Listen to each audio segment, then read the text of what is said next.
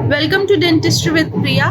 आज हम जो है मेल रिप्रोडक्टिव सिस्टम को कवर करने वाले हैं। यहाँ पे जो मैंने रेफरेंस बुक ली है, यहाँ पे हमने सेम्युलिंगम ली है, ठीक है, के सेम्युलिंगम बुक ली है और हम सेम्युलिंगम बुक के थ्रू सब कुछ कवर करेंगे, ठीक है। हम एक एक लाइन जो है सेम्युलिंगम बुक की कवर करेंगे। तो चलिए हम शुरू करते हैं विदाउट वेस्टिंग एनी टाइम। हम क्या क्या कवर करने वाले मेल रिप्रोडक्टिव सिस्टम में, ऑब्वियसली हम पहले तो एक इंट्रो देंगे, फिर है ना जो प्राइमरी और एक्सेसरी सेक्स ऑर्गन्स डिवाइडेड है उनके बारे में बात करेंगे, क्या फंक्शन है टेस्टिस का, गैमेटोजेनिक फंक्शन क्या है ना, स्पर्मेटोजेनेसिस वगैरह के बारे में बात करेंगे, इंडोक्राइन फंक्शंस क्या है, सीमेन क्या है, मेल क्लाइमेट्रिक क्या है और उसकी अप्लाइड फिजियोलॉजी के बारे में बात करेंगे। तो चलो introduction to male reproductive system start करते हैं। Reproductive system ensures the continuation of the species. Reproductive system जो है क्यों होता है, क्यों हम रिप्रोड्यूस करते हैं, ताकि हमारे जो ऑफस्प्रिंग्स है वो बने, है ना। हमारे ऑफस्प्रिंग्स नहीं होंगे तो क्या होगा कि रिप्रोडक्शन अगर नहीं हुआ, हमारे ऑफस्प्रिंग्स नहीं हुए तो हम तो एक दिन मर जाएंगे। तो ऐसे तो ह्यूमंस खत्म हो जाएंगे। तो कंटिन्यूएशन, एक स्पीशी, एक ह्यूमन क्या एक स्पीशी है ना। तो ये होमो सेपियंस और ह्यूमंस जो है वो जिंदा रहे, इसलिए रिप्रोडक्टिव सिस्टम है। अब the organ of the reproductive system दो टाइप के होते हैं रिप्रोडक्टिव सिस्टम में ऑर्गन्स। देखो जो रिप्रोडक्टिव सिस्टम है तो उसमें दो टाइप के ऑर्गन्स होंगे, ठीक है, प्राइमरी ऑर्गन्स और सेकेंडरी ऑर्गन्स, ठीक है।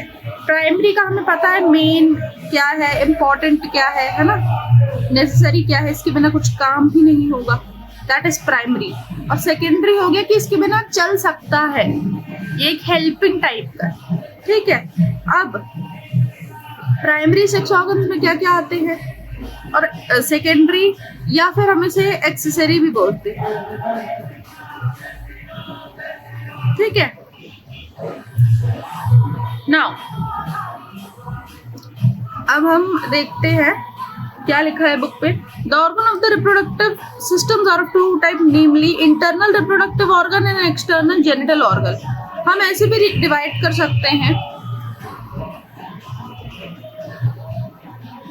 हम ऐसे भी रिप्रोडक्टिव सिस्टम की जो ऑर्गन्स है उन्हें ऐसे भी बोल सकते हैं कि कुछ इंटरनल ऑर्गन्स है और कुछ एक्सटर्नल ऑर्गन्स है ना। जैसे एक्सटर्नल में यू कैन से पीनस, है ना, और इंटरनल में यू कैन से टेस्टिस है, या है ना, क्या बोल सकते हैं, बल्बोयूरेथ्रल ग्लैंड्स है, ये सब हम पढ़ेंगे अभी, ठीक है।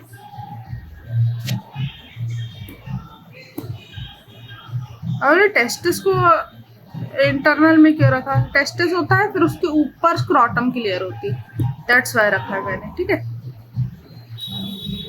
देखते बुक क्या बोलती है। Gonads are the main organs which produce the gamete. Gonads किसको बोलते हैं हम, जो मेन ऑर्गन्स होते हैं जो स्पर्म को प्रोड्यूस करेंगे, है ना। कौन प्रोड्यूस करता है, टेस्टिस प्रोड्यूस करता है, तो टेस्टिस गोनाड है। फीमेल में अगर हम बात करें तो ओवरी को बोल सकते हैं हम, क्योंकि वो ओवा दे रही है, एग दे रही है, ठीक है। फिर mail reproductive system include the primary sex organ and accessory sex organ. मैंने बताया प्राइमरी सेक्स ऑर्गन और एक्सेसरी सेक्स ऑर्गन दो होते हैं। अब mail reproductive system include the primary and accessory sex organ. हम प्राइमरी की बात करेंगे, इस प्राइमरी की हम बात करेंगे। Testis is the main primary. Testis एक मेन प्राइमरी है, क्यों, क्योंकि यही स्पर्म देगा, यही इंपॉर्टेंट है। स्पर्म ही नहीं रहेगा तो हम बाकी स्पर्म यहाँ जा रहा है वहां जा रहा है वो सब हम क्या ही बात करेंगे कि इसको ये कैरी कर रही है ना। तो क्या बोलते हैं, टेस्टिस एक मेन है क्योंकि स्पर्म प्रोड्यूस करता है, प्राइमरी में हमने इसको लिया। अब testis is the primary sex organ, gonads in male, there are 2 testis in almost all the species. अब हर किसी में ऑलमोस्ट 2 टेस्टिस होते हैं, ठीक है। फिर द टेस्टिस आर ओवॉइड और walnut shaped bodies located in a sac like structure called scrotum. अब क्या होता है, टेस्टिस कैसे लोकेटेड होता है, क्या है बता देते हैं। टेस्टिस है, उसके अराउंड ये वाला जो लेयर है दैट इज स्क्रोटम, यहाँ पे टेस्टिस होगा और उसके अराउंड, दूसरे पेन से बना देती हूँ मैं, उसके अराउंड ये जो है ये स्क्रॉटम है, ठीक है, ये वाला पूरा स्क्रॉटम है सैक, और ये जो है ये टेस्टिस है, ठीक। अब क्या दिया है यहाँ पे, हम देखो मेल रिप्रोडक्टिव सिस्टम्स को थोड़ा देख लें, है ना, समझ लें।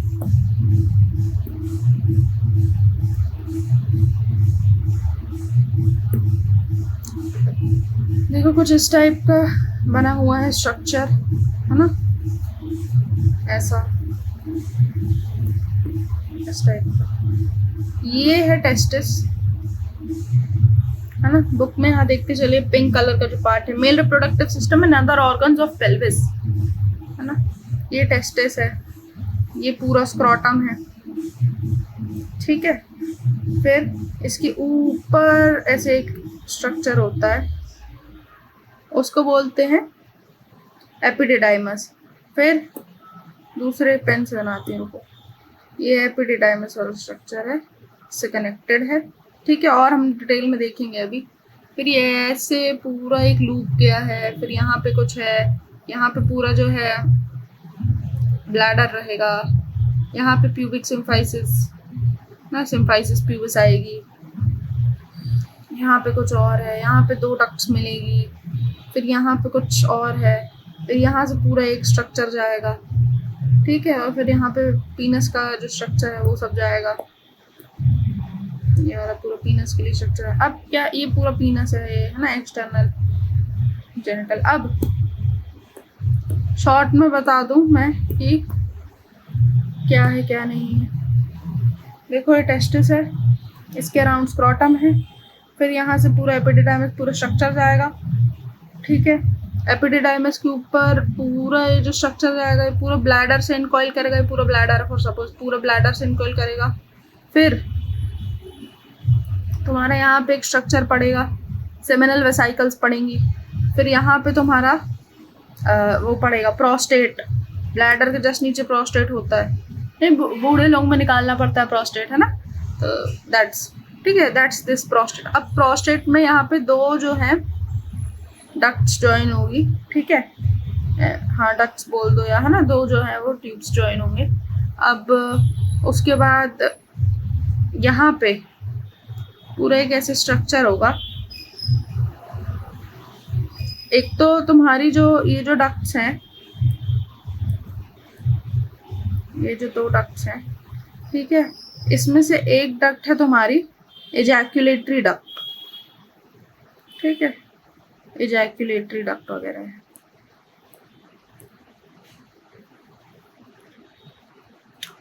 देन यहाँ पे तुम्हारा स्ट्रक्चर आएगा, ठीक है। अच्छा ये ऊपर गया ना, तो ये जो पूरा ये एपिडिडाइमस ये ऊपर गया, तो इसको वास डिफरेंस बोल देते हैं, ठीक है। फिर यहीं के अराउंड, यहाँ कहीं पे अराउंड में प्यूबिक सिम्फाइसिस प्यूबिस मिलेगा, ये ब्लैडर है तुम्हारा, ठीक है। सेमिनल वेसाइकल मैंने बता दिया था, है ना, प्रोस्टेट मैंने बता दिया। उसके बाद यहाँ पे पूरा स्ट्रक्चर आएगा पीनस का, ठीक है। यहीं से एक यूरेथ्रा का पाइप जाएगा वॉशरूम के लिए, है ना, यूरेथ्रा का जो पाइप है वो जाएगा, हाँ। इसको जो स्ट्रक्चर है नीचे का या ओपनिंग टाइप का, उसको ग्लांस पैलेंस बोल देते हैं, ठीक है। फिर जस्ट तुम्हारे प्रोस्टेट के बाद थोड़े बहुत और ग्लैंड जाएंगे, लाइक बल्बो यूरेथ्रल वगैरह ग्लैंड जाएंगे, ठीक है। बल्बो यूरेथ्रल को ही काउपर्स ग्लैंड बोलते हैं, हाँ कहीं पे रहेगा ये प्रोस्टेट, फिर यहाँ बल्बो यूरेथ्रल, फिर ये सब जाएगा, ये पूरा पीनस कनेक्ट करेगा, इस टाइप का स्ट्रक्चर है, ठीक है। अब इसके पीछे कुछ कुछ स्ट्रक्चर बुक में दिया हुआ है कि यहाँ पे ऐसा दिया है कि हिप है ना, फिर यहाँ पे पूरा रेक्टम वगैरह का दिया है, ये हड्डियाँ जा रही हैं सैक्रम, है ना, ये दिया हुआ है, ठीक है। थोड़ा सा डायग्राम क्लियर हुआ, चलो अब इसके आगे बढ़ते हैं।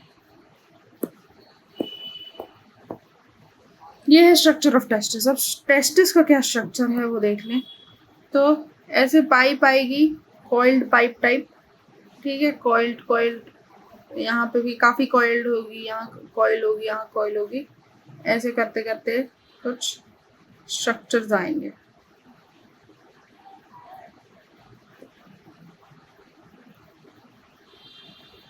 ठीक है, बुक में देख ही सकते हो आप लोग।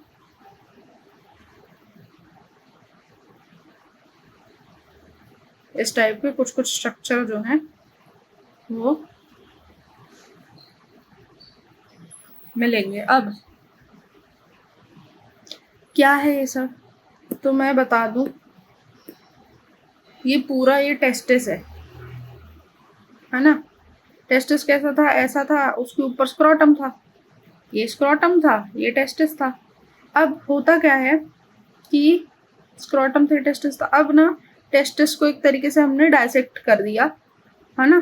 तो डायसेक्ट करने के बाद ये वाला पिक्चर दिख रहा है। क्लियर हो गया। अब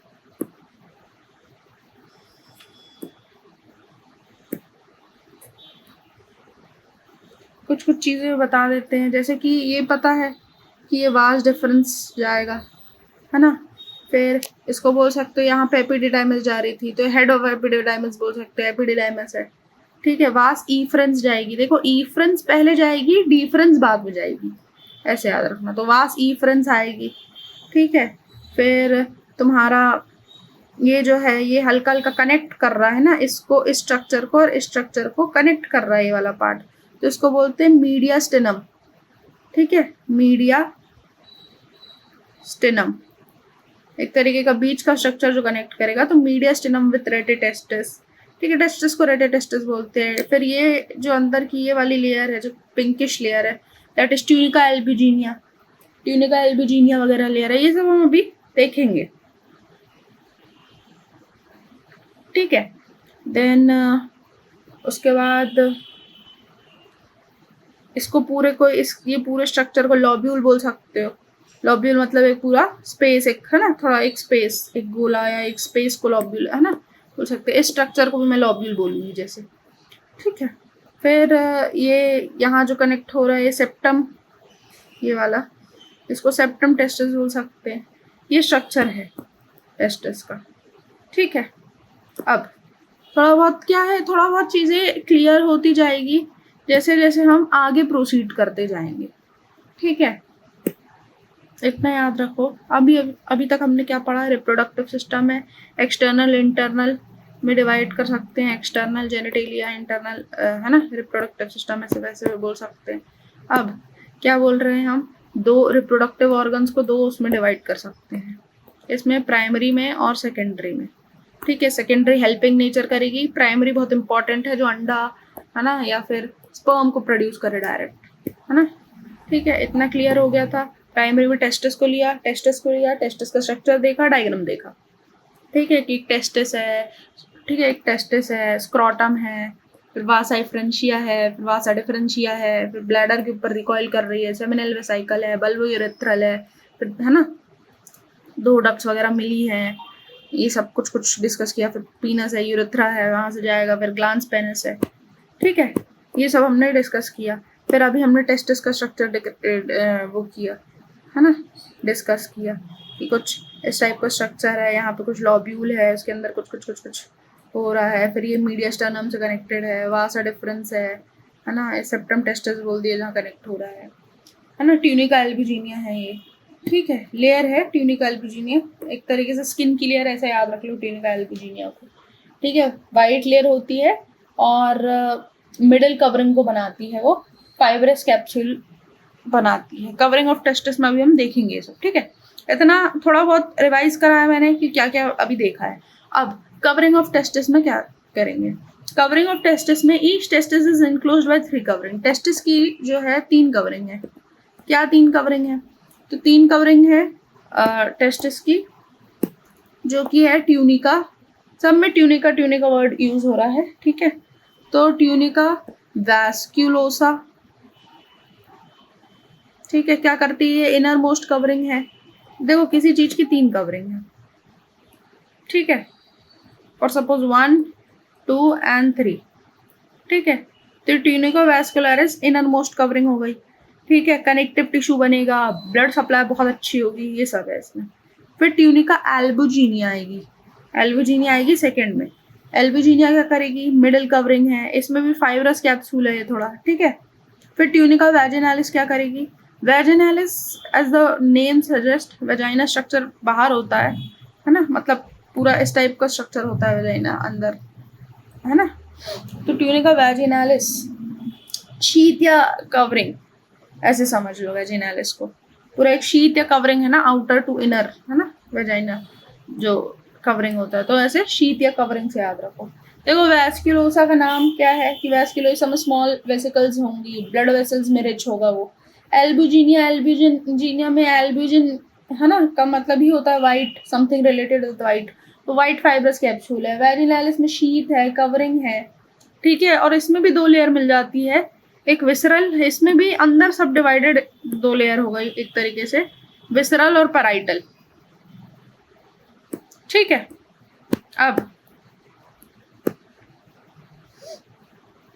हम देखेंगे क्या आगे क्या लिखा है बुक में। द ट्यूनिका एल्बुजिनिया और the posterior circular testis thicken to form the mediastinum testis. Tunica albuginea जो है ना, वही मीडियस्टर्नम ऑफ टेस्टिस बना रही है। मीडियस्टर्नम याद है, पूरा ऐसा जो स्ट्रक्चर था जो पूरा टेस्टिस को कवर कर रहा था, दिस इज द मीडियस्टर्नम, है ना, दिस स्ट्रक्चर इज मीडियस्टर्नम, वो बनाता है। मैंने बताया वाइट है, फाइब्रस कैप्सूल है ना, कनेक्टिव का काम है। From this the connective tissue septa called septular testis radiate into testis and bind with tunica albuginea at various point. यहाँ से ट्यूनिका एल्बुजिनिया से काफी बाइंड होता है। देखो ये है स्ट्रक्चर मीडियस्टर्नम विद टेस्टिस, ये है टेस्टिस। अब यहाँ पे कुछ लॉब्यूल थे, उसके अंदर कुछ पंचायत थी, है ना, कुछ मतलब वो था सेप्टम टेस्टिस के अंदर, है ना, यहाँ पे मतलब सेप्टम होता रहा है, डिवीजन सेप्टम है, ठीक है। सेप्टम मीन्स टू डिवाइड, है ना, ऐसा।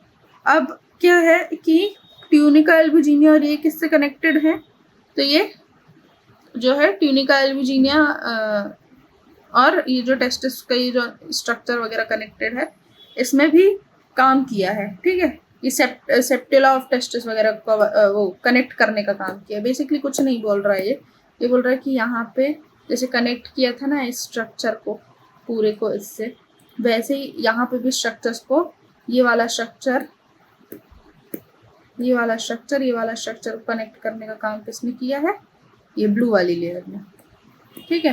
दैट इज ट्यूनिका एल्बुजिनिया, ठीक है। अब by this the interior testis is divided into a number of pyramidal lobules with base directly towards the periphery and the apices toward the mediasternum। कुछ नहीं बोल रहा है, ये बोल रहा है कि अब ये जो है ये लॉब्यूल्स हैं, है ना, इसको इसी को बोल दिया है ये, है ना, कि ये जो लॉब्यूल्स हैं, है ना, जिसका ये बेस है directed toward the periphery and the apices toward the mediastinum, इसकी लोकेशन बताई और कुछ नहीं किया है, ठीक है। अब functional anatomy of testis. Each testis has 200 और 300 लॉब्यूल, 200 से 300 लॉब्यूल्स होते हैं, ठीक है, हर टेस्टिस में। Each lobule contain 1 to 4 tubules known as the seminiferous tubule. अब क्या हो रहा है कि 200 से 300 लॉब्यूल्स हैं, ठीक है, और एक लॉब्यूल में 1 से 4 ट्यूब्यूल्स हैं, ठीक है, और जिसे हम सेमनीफेरस ट्यूब्यूल बोलते हैं। मतलब कि एक टेस्टिस है, उसमें कितने लॉब्यूल वगैरह हैं, उसमें 200 से 300 लॉब्यूल है, ठीक है। एक लॉब्यूल में 1 से 4 सेमनीफेरस ट्यूब्यूल है, तो काफी सारे सेमनीफेरस ट्यूब्यूल हो गए, है ना। मतलब कि 200 से 300 इंटू 4, 200 या 300 के बीच में है ना, फॉर अप्रोक्सीमेटली 250 मान लिया, तो 250 इंटू 4 1000, हाँ 250 इंटू 4, ठीक है। 1000 सेमनीफेरस ट्यूब्यूल्स हो गए अप्रोक्सीमेटली। अब seminiferous tubules Continuous the vast difference which forms the epididymis. It is continued as vast difference. The terminal portion of vast difference is called ampulla. कुछ नहीं बोल रहा है कि सेमनीफेरस टिब्यूल्स जो हैं, है ना, वो फिर वासा एफरेंशिया बना लेते हैं. ये टेस्टिस है, ये सब कुछ है यहाँ पे, ये सब है. ठीक है, बहुत सारे सेमनीफेरस टिब्यूल वगैरह यहीं पे हो गए लॉब्यूल्स के अंदर. अब ये जाएंगे ऊपर, ये सारा, है ना, और ये जाके क्या बना लेगा, वास एफरेंशिया बना लेगा, वास, है ना, वास एफरेंस बना लेगा. Which form the epididymis. It is continuous. फिर वहां पे जाएगा तो वास डिफरेंस बन जाएगा. ठीक है, और ऊपर स्ट्रक्चर चल जाता है. तो फिर the terminal portion of vas deferens is called ampulla. Terminal portion, जो आखिरी का पोर्शन है, उसको एम्पुला बोल देते हैं. फिर सेमनीफेरस टिब्यूल के बारे में अब डिस्कस कर लें. तो सेमनीफेरस टिब्यूल जो है थ्रेड लाइक है, कॉन्विलेटेड ट्यूब्यूलर स्ट्रक्चर है जो स्पर्मेटोजोआ या स्पर्म्स को बनाता है. सेमनीफेरस टिब्यूल कहाँ था, स्ट्रक्चर टेस्टिस था, उसके अंदर लॉब्यूल थे, उसके अंदर बहुत सारे सेमनीफेरस टिब्यूल्स हैं. तो ये ही सेमनीफेरस टिब्यूल जो है ये स्पर्म को बना रहे हैं. ठीक है, अब दे आर अबाउट 400 to 600, है ना, 400 to 600 seminiferous tubules in each testis. एक टेस्टिस की बात करें तो 400 to 600, है ना, यानी कि 800 to 1200. मैंने 1000 बोला था बीच का लेके, है ना, डेटा. अब 800 to 1200 जो है सेमनीफेरस टिब्यूल है दोनों टेस्टिस का मिलाए तो. अब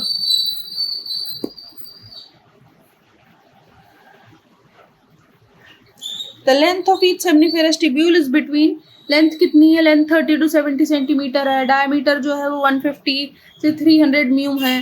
फिर the seminiferous tubule are surrounded and supported by interlobular connective tissue. Seminiferous tubule जो है वो सराउंडेड है और सपोर्टेड किससे है, इंटरलोब्यूलर, मतलब यहाँ के बीच में इंटरलोब्यूलर कनेक्टिव टिश्यू है, कनेक्टिव टिश्यू से बाइंड है.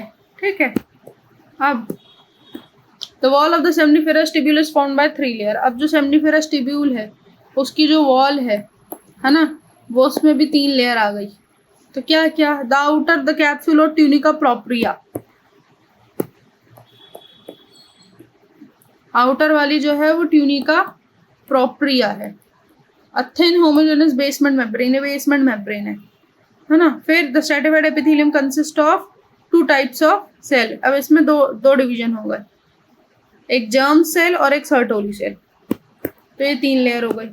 अब स्पर्मेटोजेनिक सेल क्या है, द स्पर्मेटोजेनिक सेल और germ cell present in seminiferous tubule are the precursor cell और स्पर्मेटोजोआ. स्पर्मेटोजेनिक सेल को ही स्पर्मेटोजोआ बोलते हैं. देखो मैं सिंपल बता दे रही हूँ. 3 लेयर अभी पढ़ी, ये तीसरी वाली जो लेयर थी, ये 1 2, ये तीसरी 2 हिस्सों में डिवाइड हो गई. ठीक है, एक जर्म सेल, एक सर्टोली सेल. ये जर्म सेल को ही स्पर्मेटोजेनिक सेल बोलते हैं और सर्टोली सेल हमेशा सपोर्ट करेगा इसको. ठीक है, जर्म सेल को, उसके लिए खाना वाना लाएगा, ये सब करेगा.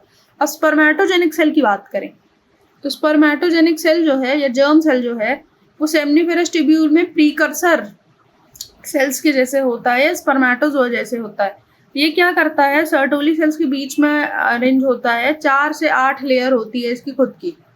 ठीक है, अब चिल्ड्रंस की बात करें तो प्रिमिटिव स्टेज में, क्योंकि चिल्ड्रंस में बच्चे हैं, है ना, अभी कुछ भी प्यूबर्टी नहीं हिट करा है, तो तब हम स्पर्मेटोगोनिया बोल देते हैं. ठीक है, उस स्टेज में होते हैं. जब प्यूबर्टी आती है तो इससे स्पर्म बनने लगता है, स्पर्मेटोगोनिया से. ठीक है, फिर सर्टोली सेल लार्ज है, टॉल है, इर्रेगुलर कॉलमनार सेल जैसे, कॉलमनार सेल्स जैसे हैं. ठीक है, अब कॉलमनार सेल्स जैसे हैं. ठीक है, अब ये Sertoli cell large tall irregular columnar cell present in seminiferous tubule. Seminiferous tubule में प्रेजेंट है. The spermatogenic cells are attached to Sertoli cell by means of cytoplasmic connection. ये यहाँ पे जो 2 सेल्स हैं वो किससे ज्वाइन है, साइटोप्लाज्मिक कनेक्शन से ज्वाइन है. ठीक है, अब क्या फंक्शन करता है सर्टोली सेल, तो सर्टोली सेल का फंक्शन है सपोर्ट देगा, नरिशमेंट देगा. ठीक है, और कब तक देगा, जब तक स्पर्मेटोजोआ जो है वो रिलीज नहीं होता तब तक, है ना, जब तक बेसिकली डेवलपमेंट नहीं होता तब तक. फिर सेक्रीट्स द एंजाइम्स वगैरह करेगा. एरोमेटेज एक इम्पॉर्टेंट एंजाइम है. आई एम रिपीटिंग, एरोमेटेज जो है वो क्या कराता है, एंड्रोजन जो कि मेल वाला एंड्रोजन है उसको ईस्ट्रोजन, ईस्ट्रोजन फीमेल में ज़्यादातर प्रेजेंट होता है, इसको कन्वर्ट कराने का जो एंजाइम है दैट एंजाइम इज एरोमेटेज।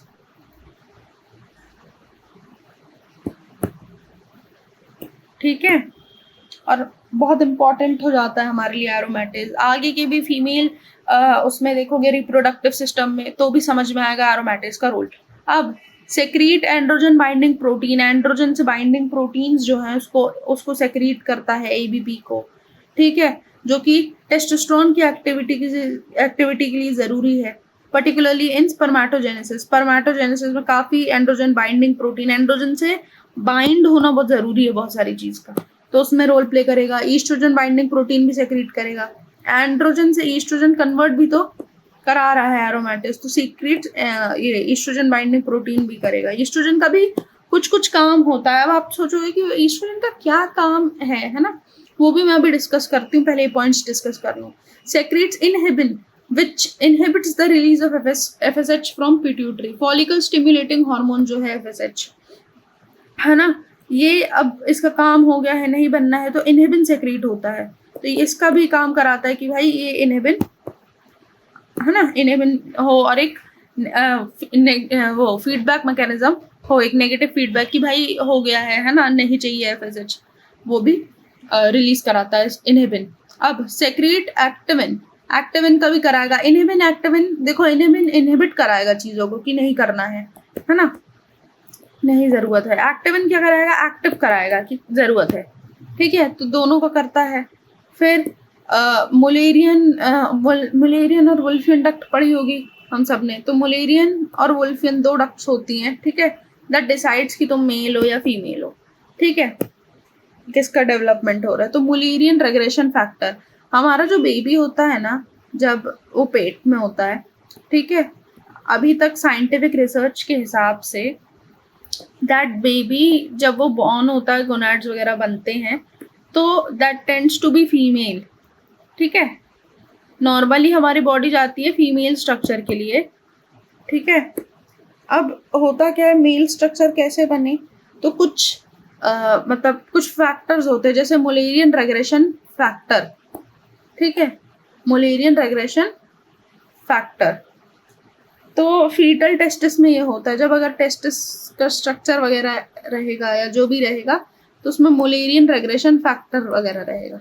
अब बोलोगे मुलेरियन रेग्रेशन फैक्टर क्या कराता है कि मुलेरियन उसको ब्लॉक कराता है कि वुल्फियन आएगा, ठीक है, मेल का मतलब बेसिकली ऐसे समझ लो कि हमें जो है बॉडी टेंड करती है कि हम फीमेल बनाएंगे जब तक अभी तक डिसाइडेड नहीं है बेबी का, तो वहाँ से बोलना कि फीमेल नहीं बनाना है, हमें मेल बनाना है, जो ये रोल है वो मुलेरियन रेग्रेशन फैक्टर इसमें रोल प्ले करता है, ठीक है। Mullerian regression factor also known as Mullerian inhibiting substances, MRF is responsible for the regression of Mullerian duct during sex differentiation in foetus, ठीक है, जब फीटस में जो डिफरेंशिएशन होगा सेक्सुअल उसका। अच्छा, मैं एक चीज़ पॉइंट बोलना भूल गई कि जो ट्यूनिका वैजिनालिस था, है ना, उसमें दो लेयर थी ना, विसरल और पैराइटल, है ना, इफ़ यू रिकॉल।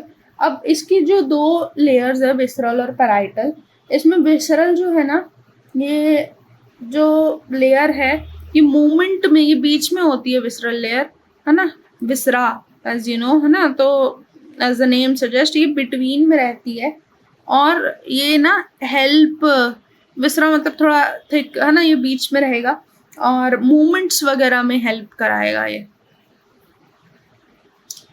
ठीक है। स्क्रोटम वगैरह जो है ना, स्क्रोटम, है ना, इसके अंदर है टेस्टिस, तो स्क्रोटम का जो मूवमेंट है, जैसे ये देखो टेस्टिस है, फिर ये स्क्रोटम है ना, ये वाला स्ट्रक्चर स्क्रोटम है, ये टेस्टिस है, इसके अंदर ये हल्का सा मूव करेगा या जो भी करेगा वो इसी लेयर के कारण, इस विसरल लेयर के कारण कर पाता है,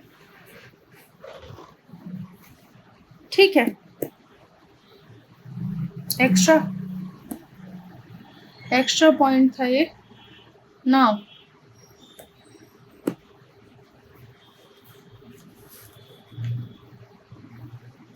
हाँ, कहाँ थी मैं बोलने वाली थी कि मैं बोलने वाली थी कि जो ईस्ट्रोजन है वो मेल्स में क्या कर रहा है। ईस्ट्रोजन प्रोजेस्टेरोन तो हम आज तक फीमेल्स में पढ़ते आ रहे हैं स्ट्रक्चर, तो ये ईस्ट्रोजन जो है वो क्या काम कर रहा है ये oestrogen.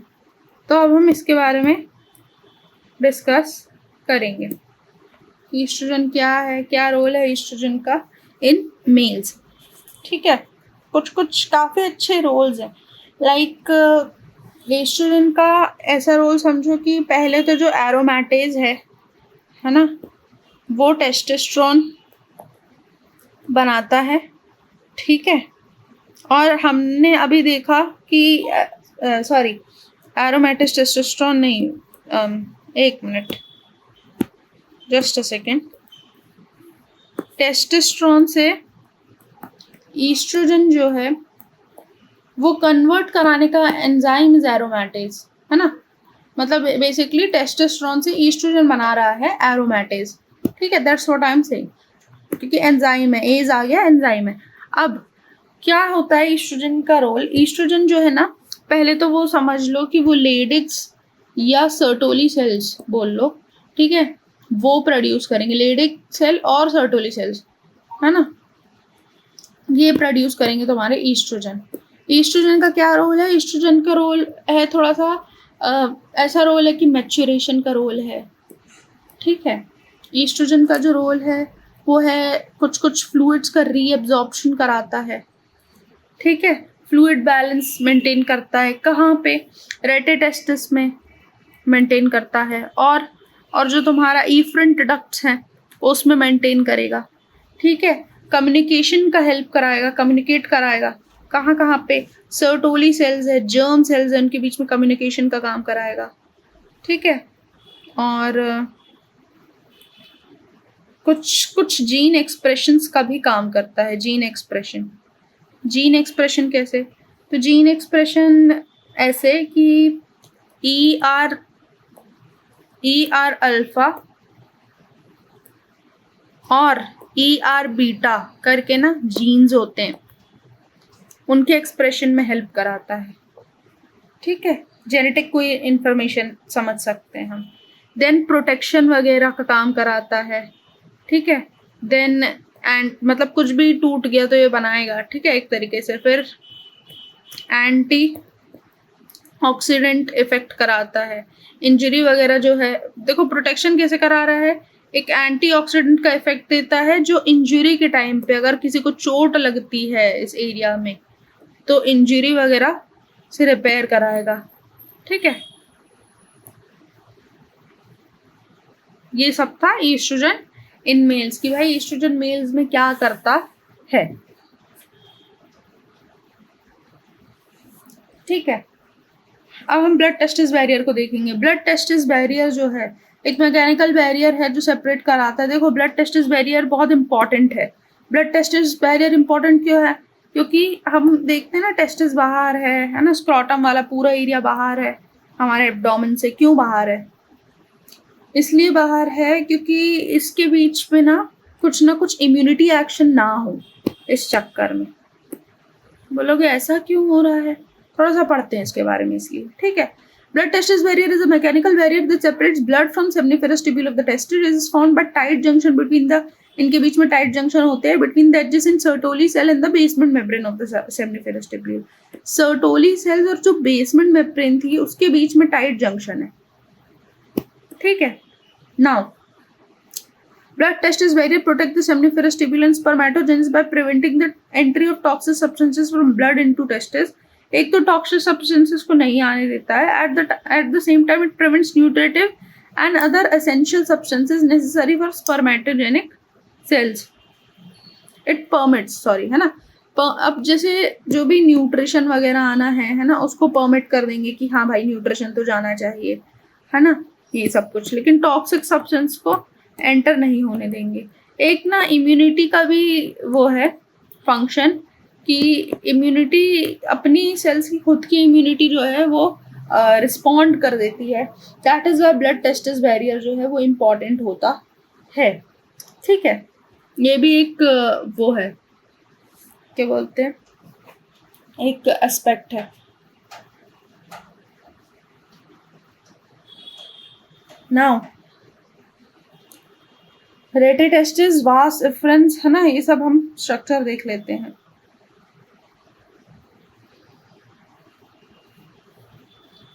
Each seminiferous lobule open into a network of a thin walled channel called the retetestis। ठीक है, रेटिटेस्टिस तो हमें पता है ना, ये जो सेमनीफेरस टिब्यूल थे ये सब जो ओपन हो रहे हैं, दैट इज रेटिटेस्टिस। नाउ उसके बाद वास इफरेंस, from rete testis 8 to 15 tubules called vas efferents arise। Vas efferents join together and form the head of the epididymis and then converge to form duct of the epididymis। हमने देख लिया कि ये पूरा है ना रेटिटेस्टिस से 8 से 15 टिब्यूल है, फिर वो वास इफरेंस बनती है, फिर वो ज्वाइन होती है हेड ऑफ द एपिडिडाइमिस, है ना, देन वो कन्वर्ज होती है, फिर डक्ट ऑफ एपिडिडाइमिस बनती है, फिर एपिडिडाइमिस जो है वो 4 मीटर की है ना, और जहाँ पे it begins at head where it receives vas efferens, वास इफरेंस मिलता है यहाँ पे नीचे स्ट्रक्चर से, ऊपर में वास डिफरेंस मिलता है ना। Caudal pole of testis epididymis turn sharply upon itself and continues vas deferens without any definite. अब यहाँ पे कोई डेफिनेट डिमार्केशन नहीं है कि यहाँ से चालू हो गई वास इफरेंस वास डिफरेंस, ये सब कुछ नहीं है ना, एक अंदाजा है। तो हम एक बार स्ट्रक्चर्स वगैरह जो पाथवे ऑफ स्पर्म है उसको मैं बता देती हूँ। स्पर्म कैसे जाएगा हम थोड़ा बहुत अंदाजा भी लगा सकते हैं कि सेमनीफेरस ट्यूब्यूल में बनता है, फिर टेस्टिस में ही जाएगा, टेस्टिस से जो है वो वास इफरेंस में जाएगा, फिर एपिडिडाइमस, फिर वास डिफरेंस में जाएगा, है ना। फिर वास डिफरेंस कहाँ पे, एम्प्यूला पे खत्म हो रहा था तो एम्प्यूला, फिर इजैकुलेटरी डक्ट पे जाएगा, और फिर यूरेथ्रा से। यूरेथ्रा जो है वो कॉमन है यूरिन के लिए भी और स्पर्म पैसेज के लिए भी, तो यूरेथ्रा से चला जाएगा। स्पर्म पैसेज में डाउट नहीं रहेगा हमें, है ना। क्या बोला मैंने, सेमनीफेरस ट्यूब्यूल में बनेगा, टेस्टिस में जाएगा, टेस्टिस से कहाँ जाएगा, वास इफरेंस, वास इफरेंस से एपिडिडाइमस, फिर वास डिफरेंस, फिर वास डिफरेंस से एम्प्यूला आखिरी रीजन था तो वहाँ, फिर इजैकुलेटरी डक्ट में, एंड देन यूरेथ्रा। ठीक है। Interstitial cells of Leydig। Interstitial cells of Leydig are the hormone secreting cell of the testis situated in between the seminiferous tubule। Interstitial cell of Leydig क्या है, ये hormone secreting sales होते हैं testis के जो है वहाँ पे रहते हैं, ठीक है, सेमनीफेरस ट्यूब्यूल के बीच में। ये सब सेमनीफेरस ट्यूब्यूल था ना टेस्टिस के अंदर, इसके बीच में कुछ कुछ हार्मोन सेक्रेटिंग सेल्स भी हैं, ठीक है, जिसे हम इंटरस्टिशियल सेल्स ऑफ लीडिग बोल रहे हैं। अब ये सब हमने टेस्टिस के बारे में बात करी, ये सब पूरा प्राइमरी स्ट्रक्चर था, है ना। अब हम जो है दूसरे स्ट्रक्चर पे भी जाते हैं, जो है एक्सेसरी स्ट्रक्चर, है ना, accessory sex organ in male. अब इसमें क्या क्या आ जाएगा, इसमें देखो जो कैरिंग करने वाले हैं वो सब आ जाएंगे। पीनस आएगा, है ना, पीनस क्या कर रहा है, एक स्ट्रक्चर है, पीनस ऐसे एक स्ट्रक्चर है जो पूरा क्या बोलते हैं, जो पूरा सीमन बन के, सीमन मतलब स्पर्म और उसके साथ फ्लूइड बन के जाएगा, सीमन, है ना, एक एक्सटर्नल जेनिटेलिया वाला पार्ट आ जाता है, तो एक हेल्प करा रहा है ना, एक वो पाथवे दे रहा है। तो ये सारे स्ट्रक्चर आते हैं, तो पीनस के बारे में डिस्कस करेंगे, सेमिनल वेसाइकल्स के बारे में डिस्कस करेंगे, यूरेथ्रा के बारे में डिस्कस करेंगे, प्रोस्टेट ग्लैंड्स के बारे में डिस्कस करेंगे, ठीक है। तो सेमिनल वेसाइकल से चालू करें तो सेमिनल वेसाइकल्स जो हैं पेयर्ड ग्लैंड है जो लोअर एब्डोमेन में इधर side of the prostate present होते हैं। ये पूरा पीनस का स्ट्रक्चर है यहाँ, है ना, प्रोस्टेट वगैरह है, देखो बता रही हूँ, ये पूरा पीनस का स्ट्रक्चर है, ठीक है। यहाँ पे कुछ ब्लैडर वगैरह दिखेगा, यहाँ पे फिर कुछ स्ट्रक्चर्स वगैरह दिखेंगे, है ना, ऐसे फिर करके कुछ ज्वाइन होता है। अब सेमिनल वेसाइकल जो है पेयर्ड ग्लैंड है, यहाँ पे भी दिखेंगे, पेयर्ड ग्लैंड है situated in lower abdomen either side of prostate gland behind urinary bladder, urinary bladder के पीछे रहेगा, ठीक है। अब each seminal vesicle is a hollow sac of irregular, यहाँ पे कॉपर्स वगैरह ग्लैंड भी रहते हैं यहाँ पे, ठीक है।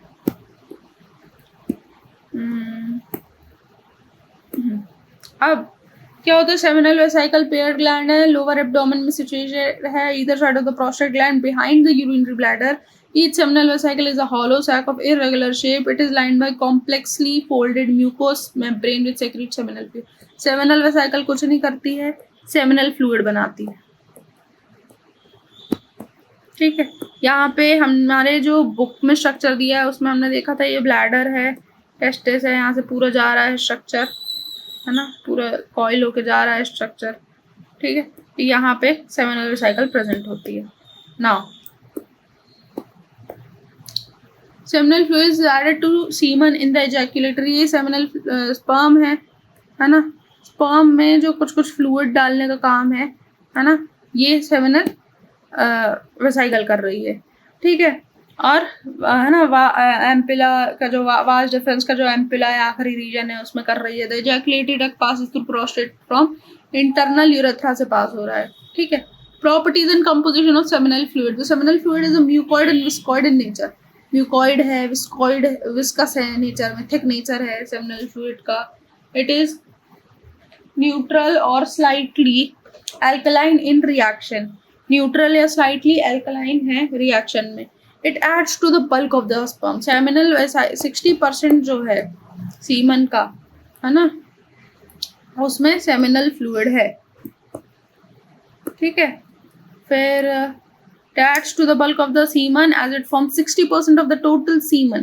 अच्छा, ये जो इसका जो स्लाइटली एल्कलाइन नेचर है क्यों है ना, वजाइना का थोड़ा सा एसिडिक पीएच है तो उसको बैलेंस करने के लिए, न्यूट्रल करने के लिए भी रहता है. ठीक है, now the seminal vesicle secretes several important substances. कुछ कुछ important substances भी देता है. ठीक है, क्या क्या फंक्शन है, न्यूट्रिशन.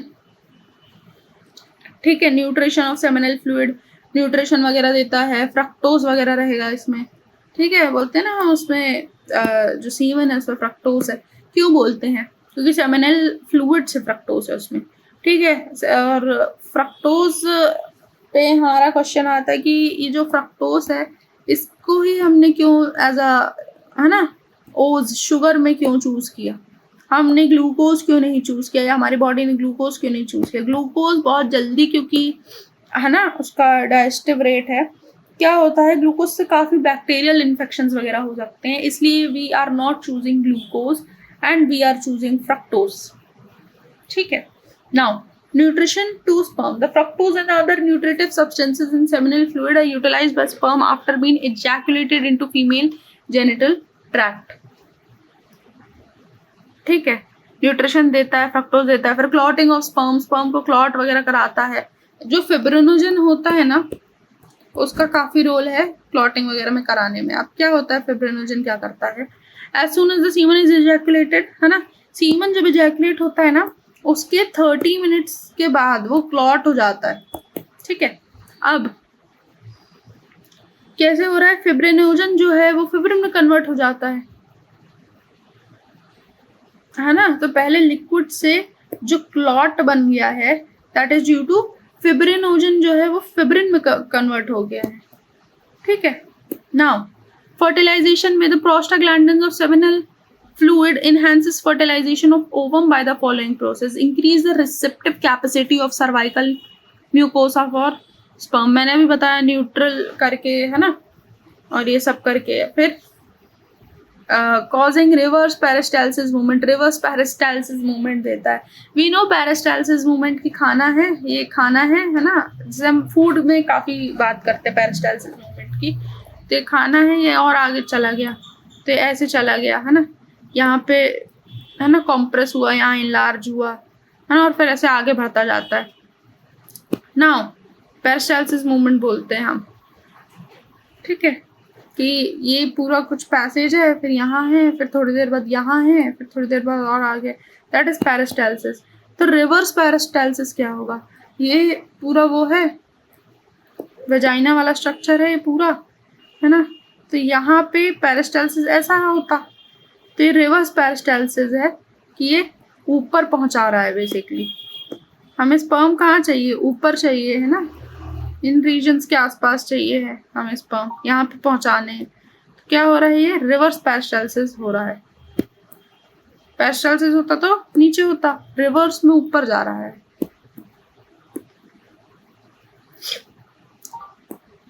ठीक है, तो इंक्रीज हुआ rate of transport of sperm in female genital tract during coitus. Prostate gland क्या है? प्रोस्टेट ग्लैंड जो है 40 ग्राम का होता है ना, 20 से 30 उसमें सेपरेट सेक्रेटरी ग्लैंड होती है, ओपन करता है यूरेथ्रा में। प्रोस्टेट ग्लैंड जो है प्रोस्टैटिक फ्लूइड को वो करता है सेक्रीट। ठीक है, अब प्रॉपर्टीज कंपोजिशन क्या है प्रोस्टैटिक फ्लूइड का? प्रोस्टैटिक फ्लूइड जो है थिन है, मिल्की है, अल्कलाइन है, 30% ऑफ द टोटल स्पर्म को बनाता है। ठीक है, हम ये भी देखते जा रहे हैं 60% जो है वो उससे बना, क्या बोलते हैं, सेमिनल फ्लूइड है ना। देन 30% जो बचा वो किससे बन रहा है? वो हमारा प्रोस्टैटिक फ्लूइड से बन रहा है। ठीक है, अब 10% कुछ कुछ चीज़ें बचेंगी ना, उसमें भी अब हम क्या देख रहे हैं, फंक्शन क्या क्या कर रहा है ये। अब maintenance of sperm mobility, prostatic fluid से स्पर्म मोटिलिटी वगैरह रहेगी, है ना। एक ऑप्टिमम पीएच वगैरह प्रोवाइड करेगा। जनरली स्पर्म जो है वो उसका जो पीएच है ना, नॉन मोटाइल है जब रहता है तो उसका पीएच जो है वो 6 से कम रहता है। There are 2 factors which decrease the pH and motility of sperm. Metabolic end product from sperm which makes the fluid in vas deferens acidic. Vas deferens का जो फ्लूइड है वो एसिडिक कर देता है। Vaginal secretion females are highly acidic. देखो बताया था ना मैंने, पीएच 3.5 से 4.5 है, ये न्यूट्रलाइज करता है ना, प्रोस्टैटिक फ्लूइड न्यूट्रलाइज करता है।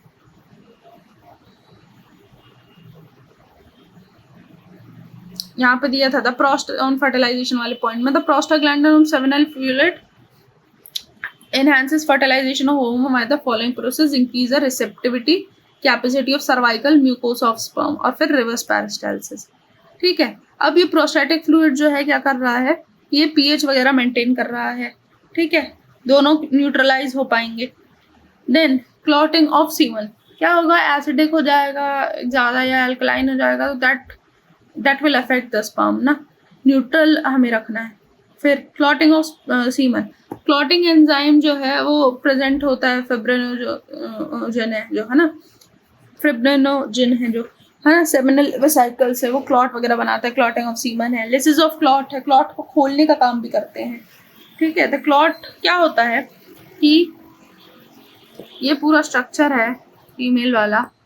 ठीक है, यहाँ पे हुआ एजैकुलेट हुआ। ठीक है, अब है ना ये सर्विक्स है, अब पढ़ेंगे हम ये सारा स्ट्रक्चर। ये है कोक बेसिकली, वूम्ब है ना, और यहाँ पे ये वेजाइना है ये।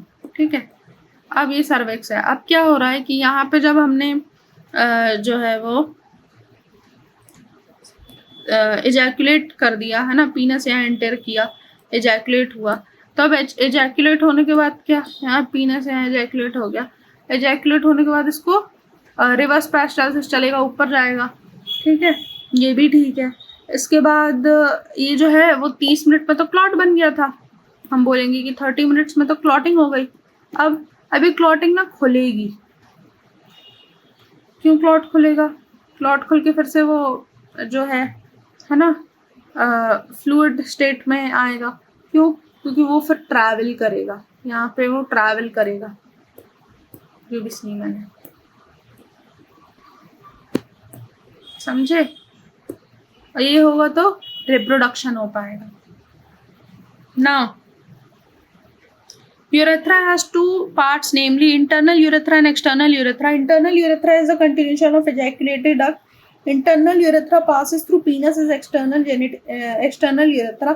urethra हमें मालूम है, urethra दोनों चीज कैरी करती है। ठीक है, urethra contains mucus gland throughout its length. mucus glands contain करती पूरी अपनी लेंथ पे, है ना, जिसे glands of litter भी बोलते हैं। The bilateral bulbourethral gland also opens into the urethra. क्या है हमारे पास ना 3 ग्लैंड्स होते हैं। ठीक है, दैट इज, एक तो सेमिनल वेसाइकल होता है। ठीक है, जो वेसाइकल फ्लूइड 60% वो सब बना रहा है। देन हमारे पास प्रोस्टेट होता है, यूरिनरी ब्लैडर के जो है नीचे। ठीक है, वी हैव प्रोस्टेट ग्लैंड। ठीक है, अब प्रोस्टेटिक फ्लूइड कर रहा है वो जो 30% है। हमारे पास ना एक कॉपर्स ग्लैंड या बल्बोयूरेथ्रल ग्लैंड होता है, इसके नीचे होता है वो, प्रोस्टेट वगैरह के सबके नीचे होता है, बल्बोयूरेथ्रल का ऊपर वो भी थोड़ा ल्यूब्रिकेशन और इन सब चीज़ों में हेल्प करता है। फिर है ना, the bilateral bulbourethral gland also open to the urethra, तो वो सब यूरेथ्रा में एंटर करेंगे और यूरेथ्रा से फिर जो है इजैकुलेशन और सब कुछ होता है, है ना, यूरिन और इजैकुलेशन दोनों होता है। अच्छा, ये भी है कि जब किसी को किसी भी मेल ह्यूमन को इजैकुलेट करना रहता है ना, उस टाइम पे यूरिनरी वाला जो यूरेथ्रा है वो यूरिन नहीं होता, उस टाइम पे ब्लॉक हो जाता है, ठीक है। सेम टाइम पे इजैकुलेशन और यूरिन नहीं होगा। देन पीनस की बात करेंगे। Penis is the main genital organ, urethra passes through penis and open to the exterior. Penis जो है ना, 3 इरेक्टाइल टिश्यू से बना है, कॉर्पोरा कैवर्नोसम, है ना, and an unpaired corpora spongiosum. कुछ नहीं है इसके ना 3 स्ट्रक्चर होते हैं ऐसे, ये पूरा पीनस गया हुआ है, ठीक है। इसके 3 स्ट्रक्चर ऐसे डायसेक्ट किया है तो पता चलेगा, ठीक है। और क्या बोलते हैं, ये कॉर्पोरा कैवर्नोसम है, ठीक है, पेयर में। और एक जो खाली बचता है वो कॉर्पस स्पॉन्जियोसम है, ठीक है। कॉर्पस कैवर्नोसम के 2 स्ट्रक्चर है, कॉर्पस स्पॉन्जियोसम एक है, ठीक है। और कॉर्पस स्पॉन्जियोसम जो है यूरेथ्रा को सराउंड करता है, ठीक है। ग्लांस पीनस से टर्मिनल ये लोकेशन बताई हुई है, ठीक। फिर फंक्शन ऑफ टेस्टिस। टेस्टिस के 2 फंक्शन है, एक तो एंडोक्राइन की टेस्टोस्टेरोन बनाएगा और एक तो एंडोक्राइन फंक्शन की टेस्टोस्टेरोन बनाएगा, दूसरा फंक्शन की वो करेगा गैमेटोजेनिक फंक्शन, स्पर्म बनाएगा। एक तो टेस्टोस्टेरोन बनाएगा, स्पर्म बनाएगा, हार्मोन और स्पर्म बनाएगा बेसिकली। गैमेटोजेनिक फंक्शन की बात कर लेते हैं हम, ठीक है। स्पर्मेटोजेनेसिस। स्पर्मेटोजेनेसिस जो है मेल गैमेट में होता है, स्पर्मेटोजोआ स्पर्म को बोलते हैं। ये पूरा ना ये दिया हुआ है फिगर, है ना, इससे बहुत अच्छे से क्लियर होगा, ठीक है। पहले स्पर्मेटोगोनियम होता है, ठीक है, एक सेल है स्पर्मेटोगोनियम, उससे 2 बनते हैं स्ट्रक्चर, ठीक है। अब उससे फिर एक और बनेगा तुम्हारा प्राइमरी स्पर्मेटोसाइट, ठीक है। फिर प्राइमरी यहाँ पे ग्रोथ होगी, ठीक है। ये पूरा स्टेज को प्रोलिफरेशन नाम दे दिया था, जब 2 बने थे, यहाँ वाले को ग्रोथ दे दिया नाम। फिर ये बनाएगा 2 स्ट्रक्चर, ठीक है। ये दूसरे वाले स्ट्रक्चर को हम बोल देंगे सेकेंडरी स्पर्मेटोसाइट, ठीक है। अब यहाँ पे क्रोमोसोम बढ़ता है, यहाँ 46 था, अब यहाँ पे 23 हुआ।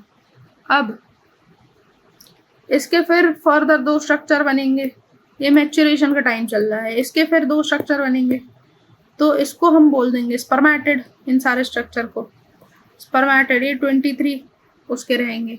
देन फिर जो है वो ट्रांसफॉर्मेशन होगा, फिर इससे इन चारों से स्पर्म बनेगा।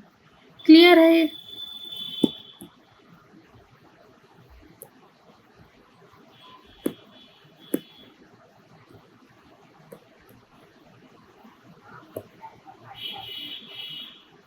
अब यही दिया है ये डायग्राम में, ठीक है, और इसी को हम डिस्कस करेंगे।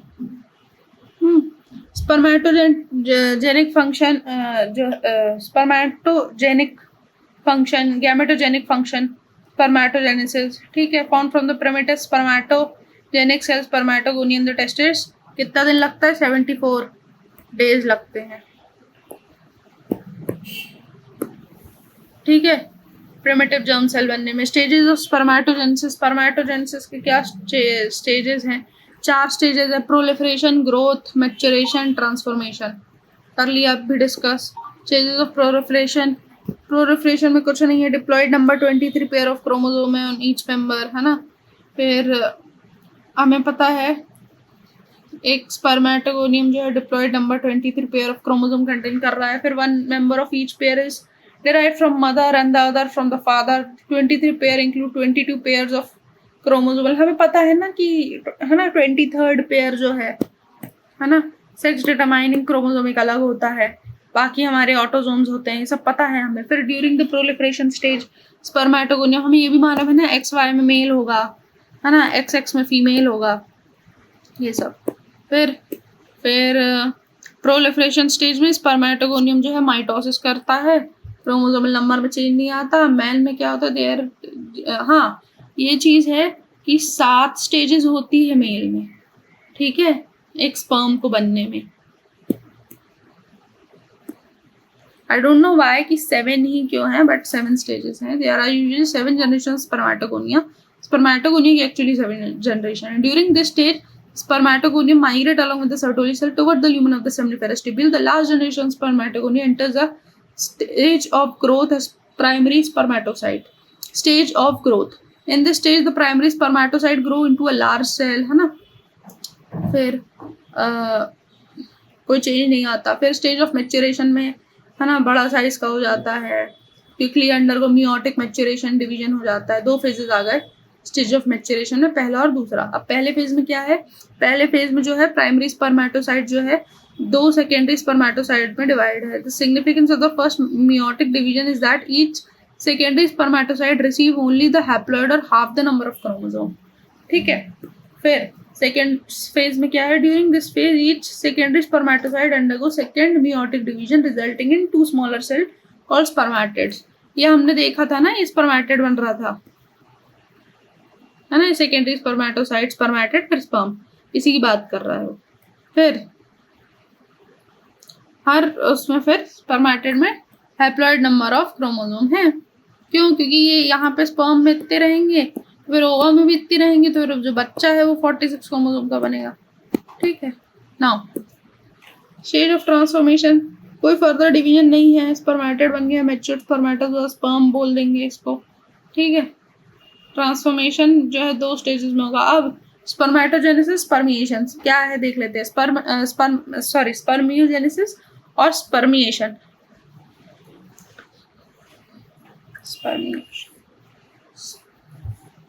और स्पर्मियोजेनेसिस, स्पर्मियोजेनेसिस में क्या है, एक प्रोसेस है जिसमें स्पर्मेटिड्स जो हैं वो मैच्योर्ड स्पर्मेटोजोआ बन जाता है, ठीक है। इसमें क्या क्या होता है, कंडेंसेशन हो जाएगा न्यूक्लियर मटेरियल का, ठीक है। फिर एक्रोजोम, माइटोकॉन्ड्रियल फिलामेंट, टेल, ये सारे स्ट्रक्चर बनेंगे। और कुछ जो साइटोप्लाज्म ज़्यादा है वो रिमूव होगा, ठीक है। और फिर स्पर्मिनेशन में क्या होगा, स्पर्मिनेशन में एक प्रोसेस है जिसमें मैच्योर स्पर्म जो है सर्टोली सेल से रिलीज हो जाएगा, ठीक है, इनटू द ल्यूमन। सेमनिफेरस टिब्यूल का भी एक ल्यूमन है ना, वहां पर रिलीज हो जाएगा, ठीक है। Now role of Sertoli cell in spermatogenesis. Spermatogenesis में जो रोल है वो सब हम देखते हैं, ठीक है। अच्छा, तुम्हारे ना सेमिनल फ्लूइड में एक जेल भी होता है, सेमिनोजेलिन करके जेल होता है, ठीक है।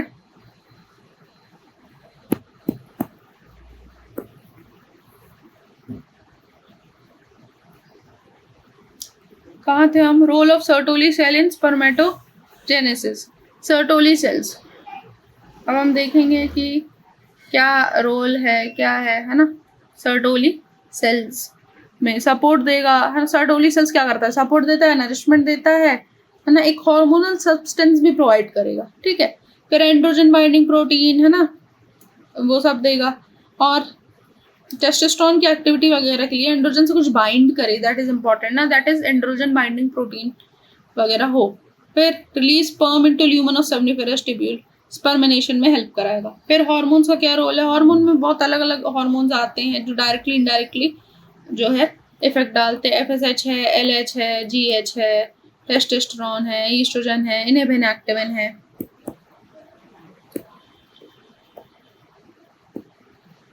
देखो कुछ हार्मोन नेसेसरी की टेबल है। प्रोलिफरेशन में प्रोलिफरेट कर रहे हैं, फॉलिकल स्टिमुलेटिंग हार्मोन वगैरह हेल्प करेगा। ग्रोथ में टेस्टोस्टेरोन करेगा, मैच्योरेशन में भी टेस्टोस्टेरोन करेगा, ट्रांसफॉर्मेशन में टेस्टोस्टेरोन तो करेगा, ईस्ट्रोजन बहुत सारी मैच्योरेशन में सारी चीज़ें देता है, राइट। मैच्योरेशन भी, प्रोटेक्शन भी, ऐसे अलग अलग चीज़ें देता है ईस्ट्रोजन। तो ट्रांसफॉर्म ईस्ट्रोजन कराएगा और टेस्टोस्टेरोन कराएगा। ईस्ट्रोजन कम मात्रा में चाहिए होता है, थोड़ा बहुत प्रोटेक्शन और इस टाइप के फंक्शंस हैं ईस्ट्रोजन के। ठीक है, टेस्टोस्टेरोन ज़्यादा मात्रा में चाहिए होता है क्योंकि देखो टेस्टोस्टेरोन ट्रांसफॉर्मेशन में भी, ग्रोथ में भी, मैच्योरेशन में भी हेल्प करा रहा है। एफएसएच का रोल देखेंगे अब हम। अच्छा, मैं ये चीज़ डे ड्यूरेशन थोड़ा बता दूं कि स्टेजेस ऑफ स्पर्मेटोजेनेसिस में प्रोलिफरेशन, ग्रोथ, मैच्योरेशन, ट्रांसफॉर्मेशन, ये सब है। प्रोलिफरेशन जो है 16 दिन का है अप्रॉक्सीमेटली, ग्रोथ जो है 24 दिन की है, मैच्योरेशन भी 24 दिन का होता है, ट्रांसफॉर्मेशन 14 डेज का होता है। ऐसे करके ये जो पूरा साइकिल है, that cycle is of 74 days approximately. ठीक है,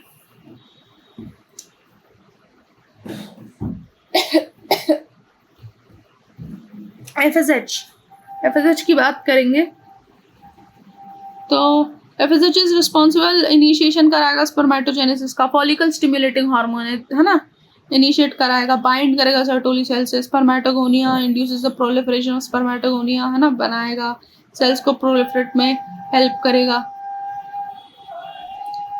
ईस्ट्रोजन और एंड्रोजन का जो फॉर्मेशन है उसको बढ़ाएगा। ठीक है, एंड्रोजन बाइंडिंग प्रोटीन वगैरह जो है वो स्टिमुलेट कराएगा सर्टोली सेल से। एलएच क्या कराएगा? एलएच जो है इंटरस्टिशियल सेल्स, देखा था ना हमने, स्टिमुलेटिंग हार्मोन, है ना, इंटरस्टिशियल सेल्स ऑफ लीडिंग, उसमें उसके सेक्रेशन के लिए एलएच रिस्पॉन्सिबल है। ग्रोथ हार्मोन क्या, ग्रोथ कराएगा, है ना, टेस्टिस वगैरह जो है जनरल मेटाबॉलिक प्रोसेसेस हैं वो सब होगा उसमें, है ना, स्पर्मेटोगोनिया के लिए चाहिए रहता है। अच्छा, पिट्यूटरी ड्रॉप्स होते हैं इसमें स्पर्मेटोजेनेसिस, अब जैसे ग्रोथ हार्मोन की कमी से बौने लोग होते हैं, है ना, डॉर्फ्स होते हैं। अब डॉर्फ्स में जो है वो स्पर्मेटोजेनेसिस भी इफेक्ट करेगा क्योंकि स्पर्मेटोजेनेसिस के लिए जीएच चाहिए, ग्रोथ हार्मोन चाहिए। ठीक है, लेकिन ज़रूरी नहीं है कि तुम डॉर्फ हो तो तुम पे जो है तुम इनफर्टाइल हो या ऐसा कुछ हो, अलग अलग टाइप के डॉर्फिज्म होते हैं ना। टेस्टोस्टेरोन पे आते हैं। टेस्टोस्टेरोन जो है रिस्पॉन्सिबल होता है सीक्वेंस ऑफ रिमेनिंग स्टेजेस। अब टेस्टोस्टेरोन बहुत सारी चीज़ें करा रहा है, 3 चीज़ें हमने देखा था, एंड्रोजन बाइंडिंग प्रोटीन, स्पर्मेटोजेनेसिस, ये सब मेनली स्पर्मेटोजेनेसिस बोलते हैं। ईस्ट्रोजन जो है वो क्या कराएगा, सर्टोली सेल्स वगैरह में बनता है, स्पर्मियोजेनेसिस में ईस्ट्रोजन जो है हेल्प कराता है। अब ये हम पूरा एक चार्ट है, डायग्राम है, देख सकते हैं। रोल ऑफ हार्मोन, जीएनआरएच है, हाइपोथैलेमस चल रहा है, जीएनआरएच है, पिट्यूटरी है, उसके 2 हिस्से हैं, एंटीरियर एंड पोस्टीरियर।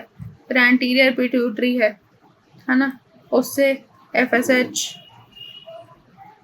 एलएच जाएगा, जीएच जाएगा, जीएच स्पर्मेटोजेनेसिस करा देगा, एलएच लेडिक सेल का सपोर्ट कराएगा, टेस्टोस्टेरोन कराएगा जो स्पर्मेटोजेनेसिस कराएगा। एफएसएच जो है सर्टोली सेल तक जाएगा, वो इनहिबिन, एक्टिविन, ईस्ट्रोजन कराएगा, ये ईस्ट्रोजन स्पर्मेटोजेनेसिस कराएगा। ठीक है, और ये इनहिबिन जो है वो ज़्यादा होगा तो वो जीएनआरएच तक जाएगा वापस, है ना, फीडबैक देगा, सर्टोली सेल जाएगा, यहाँ जाएगा, है ना, फीडबैक देगा। और एक्टिविन जो है वो भी बताएगा एफएसएच को। तो ये सब एक फीडबैक मैकेनिज्म और ये सब कुछ जो है वो है। Role of hormone in spermatogenesis table हो गई। फिर इनहिबिन क्या है? इनहिबिन एक पेप्टाइड हार्मोन है ना, ग्रोथ ट्रांसफॉर्मिंग ग्रोथ फैक्टर के जैसे सर्व करता है। सर्टोली सेल्स जो सेक्रेट करते हैं। फीमेल में ग्रैन्युलोसा सेल्स थे ना, ग्रैन्युलोसा की एक लेयर रहती है। अच्छा, ये हम नेक्स्ट उसमें वो जो रहेगा उसमें आ पाएगा। तो ग्रैन्युलोसा फिर जब हम फीमेल रिप्रोडक्टिव सिस्टम की बात करेंगे तब, जैसे ओवा होता है इसके अराउंड की ये वाली जो लेयर है ना, दैट इज ग्रैन्युलोसा सेल की लेयर, ये वाली ग्रैन्युलोसा एंड दिस इज ओवा। तो क्या बोलते हैं, फीमेल्स में जो है ना, ग्रैन्युलोसा सेल इनहिबिन वगैरह कराता है ना, और it's secretion is stimulated by FSH. FSH का स्टिमुलेशन में रोल है। ठीक है, एक्टिविन क्या कराएगा? एक्टिविन एक्टिवेट कराएगा, है ना, ये भी पेप्टाइड हार्मोन है ना। एक्टिविन इनहिबिन का बिल्कुल उल्टा काम कराता है। एफएसएच का जो है, देखो इनहिबिन क्या है, इनहिबिन जो है ना, एक तरीके से ऐसे समझ लो, एफएसएच जो भी रोल करा रहा है उसको बंद कर रहा है कि ये हो चुका रोल। एक्टिविन बोल रहा है कि एफएसएच का जो रोल है वो होना चाहिए। ठीक है, in short. Other factors affecting spermatogenesis, और क्या फैक्टर्स हैं? बॉडी टेम्परेचर बाहर हो, है ना, एक क्रिप्टो चाइल्ड बॉडी टेम्परेचर बाहर इसलिए बाहर रखते हैं पूरा सैक। अच्छा, एक और चीज़ है कि किसी किसी में ना ये डिसेंट नहीं किया होता है, ये स्क्रॉटम डिसेंट मतलब बाहर नहीं रहता है बच्चों में अगर, तो उसको क्या बोलते हैं, क्रिप्टो चाइल्डिज्म। क्रिप्टो चाइल्डिज्म में क्या है कि एब्डोमेन में है टेस्टिस, एब्डोमेन से ना बच्चा है ये, ठीक है, इसके एब्डोमेन में टेस्टिस है, यहाँ से बाहर लाना है ना, दैट इज डिसेंट। अब ये अगर नहीं हो पा रहा है डिसेंट, तो फिर इसको हम क्रिप्टो चाइल्डिज्म बोलते हैं, ठीक है। ये सर्जिकली हम कर सकते हैं फिर सर्जरी परफॉर्म करके। तो जब बेबी पैदा होता तो हम चेक करते हैं, ठीक है ना। ये बेबी जब वूम में होगा उस पे ही होगा लास्ट स्टेजेस में कि टेस्टिस डिसेंड कर जाए ना। बट इन क्रिप्टो चाइल्डिज्म है ना, और नॉर्मली 2 डिग्री वगैरह जो है ना,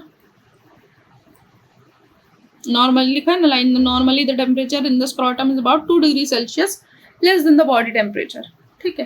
फिर infectious disease such as mumps जो है ना, रीजनरेशन हो जाता है उसमें सेमनिफेरस टिब्यूल का, ठीक है, and absence of spermatogenesis. Endocrine function पे आए। एंडोक्राइन फंक्शन है कि भाई कुछ मेल सेक्स हार्मोन्स जो है ना, जिनको हम कलेक्टिवली एंड्रोजन बोलते हैं, मेल सेक्स हार्मोन्स को, वो सेक्रेट कराएगा। टेस्टोस्टेरोन और डायहाइड्रोटेस्टोस्टेरोन, एंडोस्टेरोन, ठीक है, ये सब कुछ। Now androgen is secreted in large quantity interstitial cells of Leydig's जो थे, है ना, जो यहाँ बीच बीच में इंटरस्टिशियल सेल्स जो थे लेडिक्स के हार्मोन सेक्रेटिंग सेल्स, वो कराएंगे। अब एक स्मॉल क्वांटिटी में जोना रेडिकुलरिस भी कराता है एड्रिनल कॉर्टेक्स से। एड्रोजन्स और स्टेरॉयड हार्मोन, है ना, टेस्टोस्टेरोन C19 स्टेरॉयड है, ठीक है, और एंड्रोजन्स जो है स्टेरॉयड है, कोलेस्ट्रॉल से या एसिटेट से आते हैं। द प्लाज्मा लेवल जो है टेस्टोस्टेरोन का अडल्ट मेल का 300 to 700 है ना mg पर DL है। फिर in adult female the testosterone level is 30 to 60 mg पर DL, ठीक है। Functions of testosterone. General testosterone जो है फीटल लाइफ में, अडल्ट लाइफ में, चाइल्डहुड में अलग अलग होगा, है ना। टेस्टोस्टेरोन जो है वो 40 के बाद वो कम होने लगता है, 90s की उम्र में बहुत बहुत कम हो जाएगा टेस्टोस्टेरोन, ठीक है। टेस्टोस्टेरोन बच्चों में चाइल्डहुड में होगा नहीं, प्यूबर्टी के बाद 10 से 12 साल के होंगे तब हिट करेगा प्यूबर्टी के टाइम पे, ठीक है, और लेटर 40 के बाद कम होगा, है ना, और बहुत ही कम हो जाता है 90 साल की उम्र में। फंक्शंस ऑफ, क्योंकि बूढ़ा हो गया व्यक्ति basically. Functions of testosterone in foetal life. Foetal life में क्या फंक्शन है टेस्टोस्टेरोन का, तो भाई सेक्स डिफरेंशिएशन कर रहा है, नहीं तो फीमेल बना देगा हमारी बॉडी स्ट्रक्चर, है ना। जब हमें पता है टेस्टोस्टेरोन वगैरह है तो फिर मेल पे जाएगा हमारा स्ट्रक्चर। वही Wolffian duct Mullerian regression factor. फिर development of accessory sex organ. Accessory sex organ भी बनते हैं टेस्टोस्टेरोन से, ठीक है, जो मतलब तुम्हारे सेमिनल वेसिकल्स हो गए, प्रोस्टेट हो गए, है ना, यूरेथ्रा, पीनस, ये सब बनेगा। डेवलपमेंट हो गया। फिर डेवलपमेंट ऑफ टेस्टिस हो गया, टेस्टिस का डेवलपमेंट होगा टेस्टोस्टेरोन से obviously. Then sex differentiation in foetus हम बता चुके हैं, ठीक है। अब क्या होता है 7th वीक जो है इंट्रायूट्राइन लाइफ में, है ना, मुलेरियन डक्ट जो है सिस्टम है वो डिसअपियर होता है और फिर वुल्फियन डक्ट वाला सिस्टम बनने लगता है, जिससे मेल बनता है। सर्टोरी सेल्स भी रिस्पॉन्सिबल होते हैं रेग्रेशन करने के लिए। फिर जब टेस्टोस्टेरोन नहीं होगा, टेस्टोस्टेरोन का एब्सेंस होगा, तो वुल्फियन डक्ट जो है वो female sex organ Wolffian duct regresses in female sex organ develop from Mullerian duct. Female sex organ जो है वो मुलेरियन डक्ट से बनने लगती है और मेल सेक्स ऑर्गन जो है वुल्फियन से बनने लगता है। तो मेल सेक्स ऑर्गन बने इसके लिए वी नीड द टेस्टोस्टेरोन, ठीक है ना। Development of accessory sex organ, है ना, ये सब बता दिया। और फिर डिसेंट ऑफ टेस्टिस भी बता दिया मैंने कि ज़रूरी होता है, ठीक है। इंग्यूनल कैनाल वगैरह जो है जस्ट बिफोर बर्थ है ना, उससे नीचे आए। Now cryptorchidism. Cryptorchidism जो है कॉन्जेनिटल डिसऑर्डर है, ठीक है, जिसमें दोनों ही जो टेस्टिस वगैरह है वो उतर नहीं पाए हैं, सर्जरी से ठीक कर सकते हैं, हमने बता दिया, ठीक है। मेल्स जो है अगर उनमें नहीं सर्जरी कराई, उनके एब्डोमेन में ही रह गया टेस्टिस, तो उनको फिर कैंसर होने के ज़्यादा चांस हो जाते हैं, क्योंकि बॉडी टेम्परेचर वहाँ पे ज़्यादा है, तो है ना, मतलब एक्टिविटीज़ भी चेंज हो जाएगा, बेसिकली कैंसर हो सकता है। Functions of testosterone adult life में क्या है, सेक्स ऑर्गन्स पे इफेक्ट पड़ेगा और सेक्सुअल कैरेक्टर्स बनेंगे, है ना, जैसे सेकेंडरी सेक्सुअल कैरेक्टर्स होते हैं जो भी हमारे, है ना, डेवलपमेंट और वॉइस क्रैकिंग और ये सब, है ना, और ब्रॉडनिंग शोल्डर, ये सारी चीज़ें, है ना, मुस्टैश वगैरह जो भी है, ये सब body hair growth. Effect on sex organ, testosterone जो है वो पीनस का साइज इंक्रीज कर देता है प्यूबर्टी के बाद, ठीक है। जितने भी ऑर्गन्स है 8 फोल्ड इनलार्ज हो जाते हैं ऑनसेट ऑफ प्यूबर्टी या at the age of 20 years. Under the influence of testosterone का इन्फ्लुएंस बढ़ जाता है, स्पर्मेटोजेनेसिस वगैरह होता है। Effect on secondary sexual characters में फिजिकली बिहेवियरली चेंज दिखेगा तुम्हें, मेल और फीमेल का जो डिस्टिंक्शन है वो होगा प्यूबर्टी में, ठीक है। जैसे मसल वगैरह की ग्रोथ होती है, ठीक है, बोन की ग्रोथ होती है, ठीक है, बहुत सारा ना ग्रोथ टाइप का जो फैक्टर्स है ना, वो होता है एक्चुअली मेल में, एक, है ना, हम बता दें तो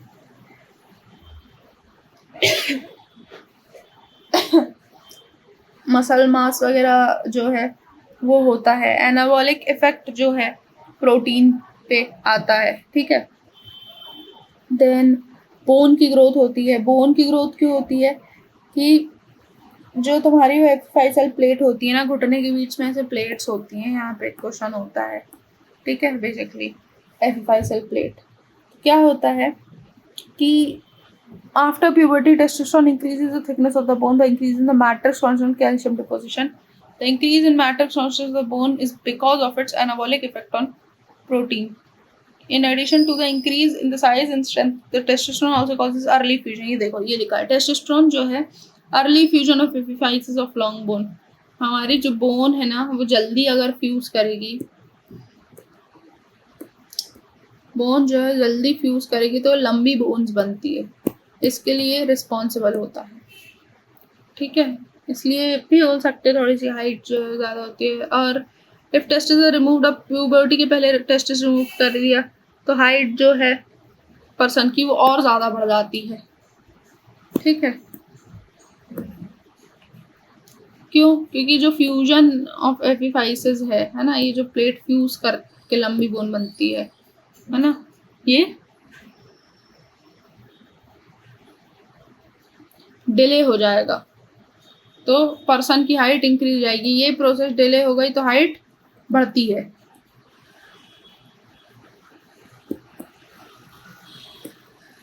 effect on shoulder and pelvic bone, pelvic bone में, है ना, स्ट्रेंथ, एक फनल टाइप का शेप बनता है। ध्यान से देखो, मेल्स का जो स्ट्रक्चर है एक फनल जैसा शेप बनेगा, है ना, एक फनल टाइप का शेप बना, ये सब है।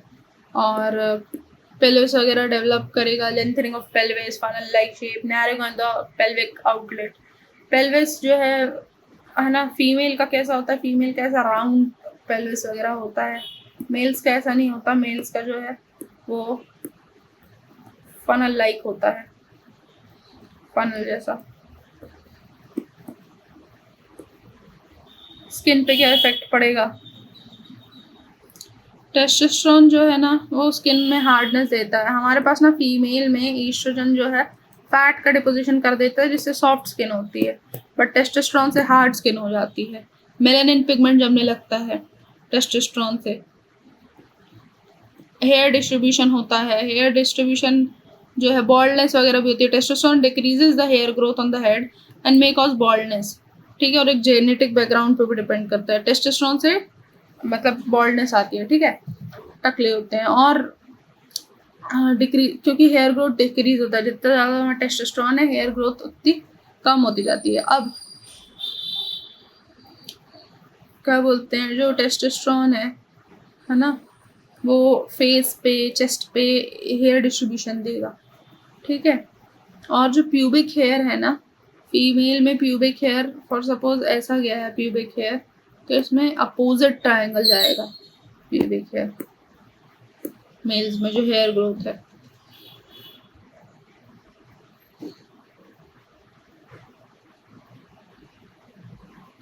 Effect on voice. At the time of adolescence, the boys have a cracking voice. Cracking voice होती है टेस्टोस्टेरोन के कारण, है ना. हाइपरट्रॉफी होती है, लैरेंजियल मसल वगैरह बनती है ना. इनलार्जमेंट होता है, लेंथनिंग होती है वोकल कॉर्ड की. इनफैक्ट मेलेनिन भी प्रोड्यूस होता है काफ़ी एरियाज में. जो प्यूबिक एरियाज है ना, जो स्क्रोटम है, पीनस है, वो सब डार्क कलर हो जाता है. क्यों होता है वो सब डार्क कलर का?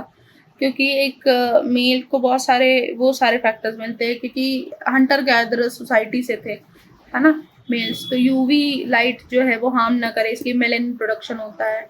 और भी फैक्टर्स है, एक अट्रैक्टिव फीचर देते हैं मेल को, है ना, सेक्सुअल डायमॉर्फिज्म देते हैं, और भी चीज़ें हैं, है ना. जैसे कि एक फैक्टर देते हैं कि ये मेल जो है वो स्ट्रॉन्ग है ना. और ये जो है मेलेनिन जो है मार्कर देता है कि हाँ ये प्यूबर्टी आ गई है ना. प्यूबर्टी हिट कर गई है एक तरीके का मेलेनिन प्रोडक्शन. और इम्यूनिटी के लिए भी अच्छा होता है, कैमोफ्लाज देता है, एक डोमिनेंट फैक्टर देता है, एजिंग को डिले करता है, स्ट्रेस को रिड्यूस करता है मेलेनिन. तो ये सारे भी फैक्टर्स जो हैं वो होते हैं. ठीक है, इसलिए मेल्स जो है ब्लैक होता है, और जो है ना गोनैड्स के आसपास का रीजन है, स्क्रोटम, पीनस, है ना, वो सारा रीजन जो है वो ब्लैकिश कलर होता है. और स्किन का भी बेसिकली ब्लैक कलर होने लगता है, वो इसलिए होता है. बेसल मेटाबॉलिक रेट पे भी इफेक्ट पड़ता है. 5 to 10% जो है इंक्रीज होता है टेस्टोस्टेरोन से. एरिथ्रोपोइसिस वगैरह में भी, है ना, आई थिंक हेल्प करता है. Then effect on electrolyte water balance करेगा, है ना. सोडियम रीअब्जॉर्प्शन जो है रीनल ट्यूब्यूल से इंक्रीज होता है टेस्टोस्टेरोन से. ब्लड पे इफेक्ट करेगा एरिथ्रोपोइटिक एक्शन, हाँ, है ना, मैंने बताया. फिर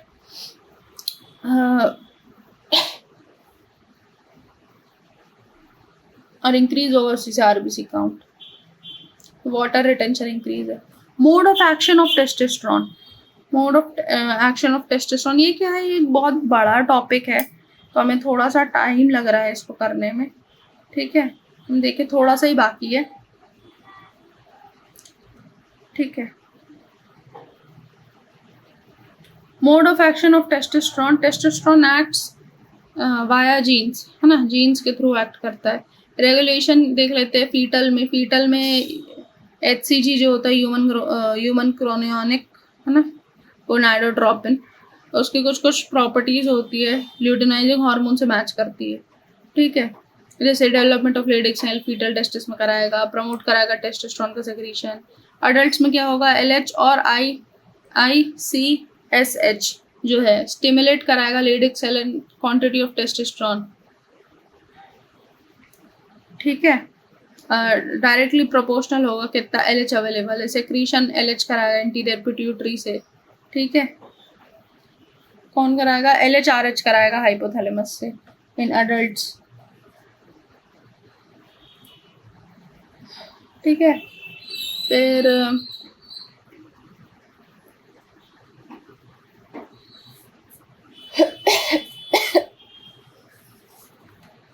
टेस्टोस्टेरोन ना जो है वो इंसुलिन को भी इंक्रीज कराता है.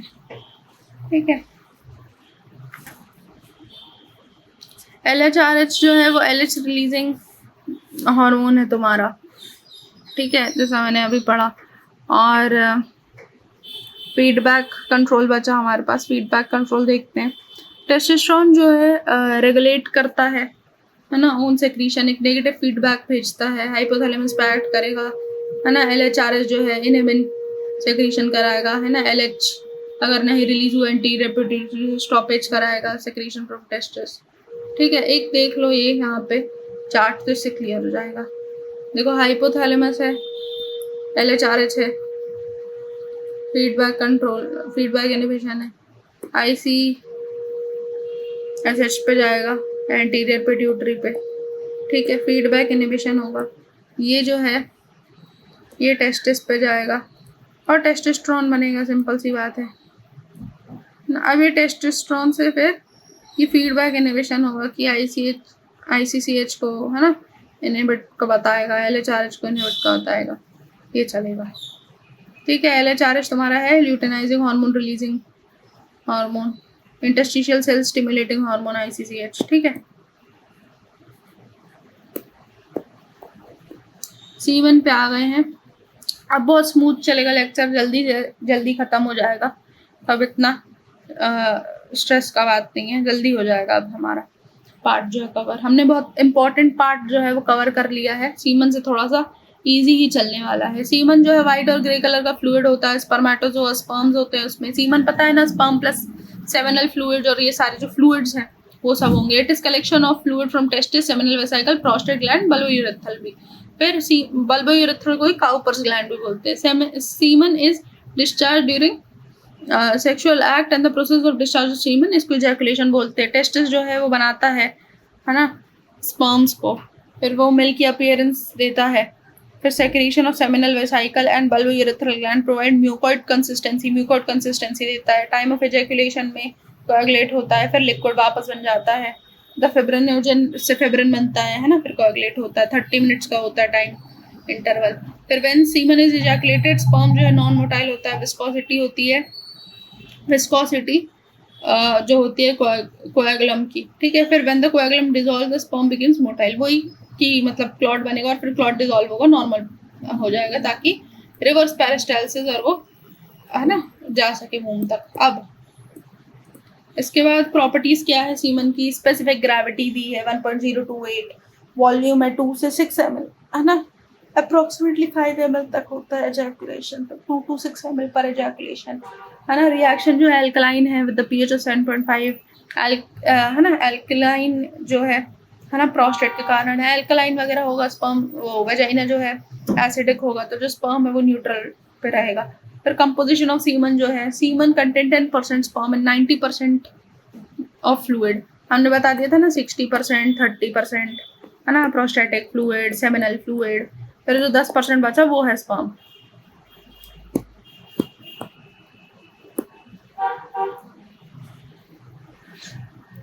ठीक है। और कुछ बहुत कम सेक्रेशन या कुछ बहुत कम सेक्रेशन होता है बल्बोयूरेथ्रा या काउपर ग्लैंड से, लुब्रिकेशन और उस सब में भी हेल्प करता है। फिर स्पर्म क्या है? स्पर्म जो है स्पर्मेटोजोआ बोल सकते हैं, प्लूरल। ठीक है। स्पर्म और स्पर्मेटोजोन, प्लूरल स्पर्मेटोजोआ है ना। मेल रिप्रोडक्टिव सेल है। ठीक है। 100 to 150 billion ml of semen होता है। द टोटल स्पर्म काउंट जो है इतना होता है सीमन में। ठीक है। फिर सीमन में फिर sterility occur when the sperm count जो है, स्टेरिलिटी कब आ जाती है? स्पर्म काउंट जो है 20 मिलियन पर ml से नीचे है तो स्टेरिलिटी आ जाती है। तो the sperm can be stored in male genital tract for longer period after ejaculation. Survival time is only, देखो एजैकुलेट होने के बाद 24 से 48 आवर्स तक ही जिंदा होता है स्पर्म, उसके बाद मर जाता है। ये बहुत इंपॉर्टेंट पॉइंट था बताने को। क्यों? In the cases of rape है ना, क्या सीमन एजैकुलेट हुआ है, और अगर सीमन एजैकुलेट हुआ है तो वो 24 से 48 आवर्स तक जिंदा रहेगा है ना। 24 to 48 आवर्स। तो हम फीमेल को जो है ना, फीमेल ट्रैक्स हम देख सकते हैं कि स्पर्म क्या है, DNA सैंपल वगैरह ले सकते हैं बेसिकली रेपिस्ट कौन है वो पता करने के लिए। That is a very important point कि 24 से 48 आवर्स तक रहता है। ठीक है। Sperm, the rate of motility of sperm in female genital tract is about 3 mm per minute। The sperm reach the fallopian tube है ना, फैलोपियन ट्यूब तक कब? 30 to 60 मिनट में आफ्टर द सेक्सुअल इंटरकोर्स पहुंच जाता है। द यूट्राइन कॉन्ट्रैक्शन ड्यूरिंग, जो uterus हमारा कॉन्ट्रैक्ट करता है ना, ये यूट्रस हमारा कॉन्ट्रैक्ट करता है सेक्सुअल इंटरकोर्स के वक्त, तो उससे रिवर्स पेरिस्टाल्सिस जल्दी होता है और जल्दी पहुंचता है। फिर structure of sperm, the matured sperm is 60 mu long. Each sperm के चार हिस्से होते हैं, हेड, नेक, बॉडी, टेल। हेड क्या करेगा? हेड जो है उसका ओवल शेप है, ओवल शेप है ना, हेड का ओवल शेप है। 3 to 5 म्यू है ना। विथ जो है वो 3 म्यू की है। हेड जो है साइटोप्लाज्म रहता है उसमें। कंडेंस न्यूक्लियस होता है। एंटीरियर 2/3 जो है वो थिक कैप होता है। एक्रोसोम भी बोलते हैं। एक्रोसोम जो है गोल्जी एपरेटस वगैरह से डेवलप हुआ है। म्यूकोपॉलीसैकेराइड है, एसिड भी है इसमें, कुछ फॉस्फेटेज है। अच्छा, एक चीज और है कि इसमें वो होता है हाई एल्यूरोनिडेज कैपेसिटेशन होता था ना, कि ये स्पर्म है, ये एग है, ये इसके सेल में वो कर गया, बाइंड कर गया, कैपेसिटेशन होती थी प्रोसेस, है ना। तो फिर कोई भी दूसरा स्पर्म एंटर नहीं कर सकता है। तो उसमें जो एंजाइम आता था वो एक्रोसोम हेड पे ही प्रेजेंट होता है, हाई एल्यूरोनिडेज। अब neck, the head is connected by short neck, एक छोटा सा नेक होता है, स्पर्म है, इसका छोटा सा नेक होगा, फिर एक टेल स्ट्रक्चर होगा, ठीक है। नेक में थोड़ा सा वो होता है, क्या बोलते हैं, एक प्रॉक्सिमल सेंट्रियोल, हाँ प्रॉक्सिमल सेंट्रियोल्स वगैरह होते हैं, ऐसे ऐसे ऐसे ऐसे ऐसे ऐसे स्ट्रक्चर होते हैं तुम्हारे एक्चुअली नेक में, ठीक है, सेंट्रियोलिक स्ट्रक्चर्स होते हैं। और एक्रोसोम और ये इसको मिड पीस बोल देते हैं नेक को, ठीक है। फिर एक्सियल फिलामेंट का राइज देगा, है ना, it give rise to the axial filament of the body. Body में फिर 5 to 9 म्यू लेंथ है, थिकनेस 1 म्यू की है। The body of the sperm contains the central core axial filament covered by thin cytoplasmic capsule, ठीक है। यहाँ पे देख सकते हो पूरा स्ट्रक्चर। हेड है, क्रोमोसोम है, न्यूक्लियस है, anterior end knob, posterior end knob, neck है ना, spiral filament, axial filament and disc है, चीफ पीस ऑफ टेल है, टर्मिनल पीस ऑफ टेल है, axial filament start from the, है ना, ये सब पूरा दिया हुआ है। एक्सियल फिलामेंट आखिरी में एक्सियल थ्रेड तक पहुंचेगा, ठीक है। और जो ये स्पाइरल फिलामेंट है इसमें माइटोकॉन्ड्रिया होता है, ये वाले पार्ट में, ये जो ब्लू टाइप का पार्ट दिख रहा है ना, ये वाला पार्ट, इसमें माइटोकॉन्ड्रिया होता है।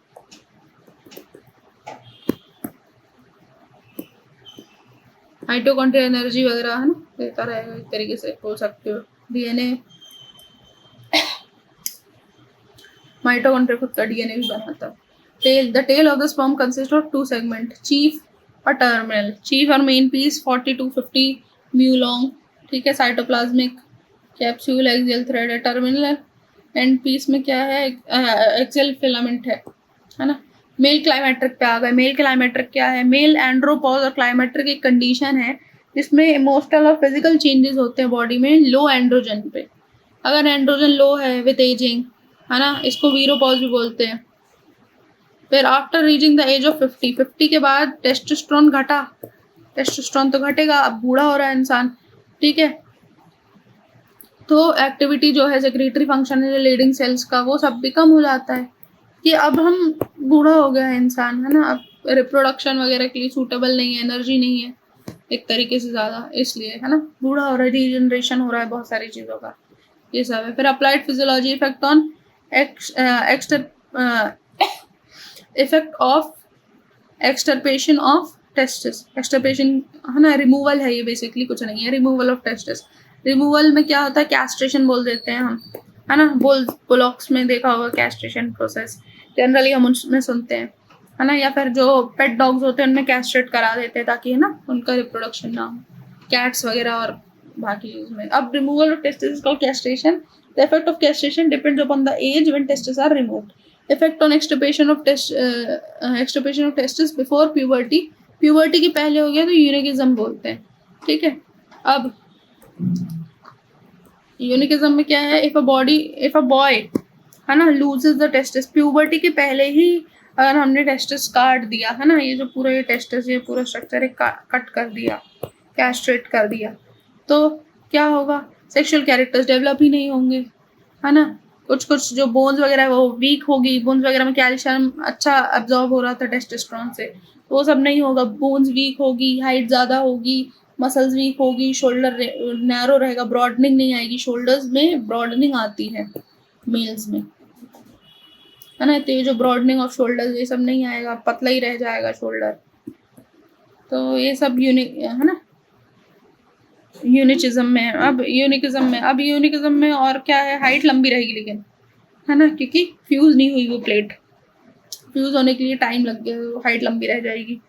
सेक्स ऑर्गन जो है साइज में बढ़ेगा नहीं, मेल के सेकेंडरी सेक्सुअल कैरेक्टर्स नहीं आएंगे, वॉइस जो है बच्चे जैसी रहेगी, बल्कि थोड़ा सा जो है फीमेल का जैसे फैट डिस्ट्रीब्यूशन था, है ना, हिप्स पे, है ना, ब्रेस्ट पे, वैसा फैट डिपोजिशन बल्कि दिखेगा, थोड़ा सा फीमेल डिस्ट्रीब्यूशन दिखेगा। फिर क्योंकि ये टेस्टिस नहीं है तो सेकेंडरी सेक्सुअल कैरेक्टर्स डेवलप नहीं कर पाए एक तरीके से। Effect on extirpation of testis immediately after puberty, अगर हमने प्यूबर्टी के बाद काट दिया है ना, तो क्या होगा, कुछ कुछ मेन सेकेंडरी सेक्सुअल कैरेक्टर्स होंगे, है ना, जो चाइल्ड के होंगे, कुछ कुछ चीज़ें चाइल्ड जैसी है, कुछ कुछ चीज़ें मैस्कुलिन बच जाएगी, है ना, लेकिन सेक्स ऑर्गन जो है वो डिप्रेस्ड हो जाएंगे, सेमिनल वेसाइकल प्रोस्टेट जो है वो एट्रोपी हो जाएगी, डीजनरेशन हो जाएगा उसका बेसिकली, पीनस जो है छोटा रह जाएगा, वॉइस जो है वो मैस्कुलिन रहेगी, लेकिन कुछ कुछ जो हेयर डिस्ट्रीब्यूशन है, मस्कुलेचर है, थिकनेस ऑफ बोन है ना, ये सब हो सकता है ना रहे, ठीक है।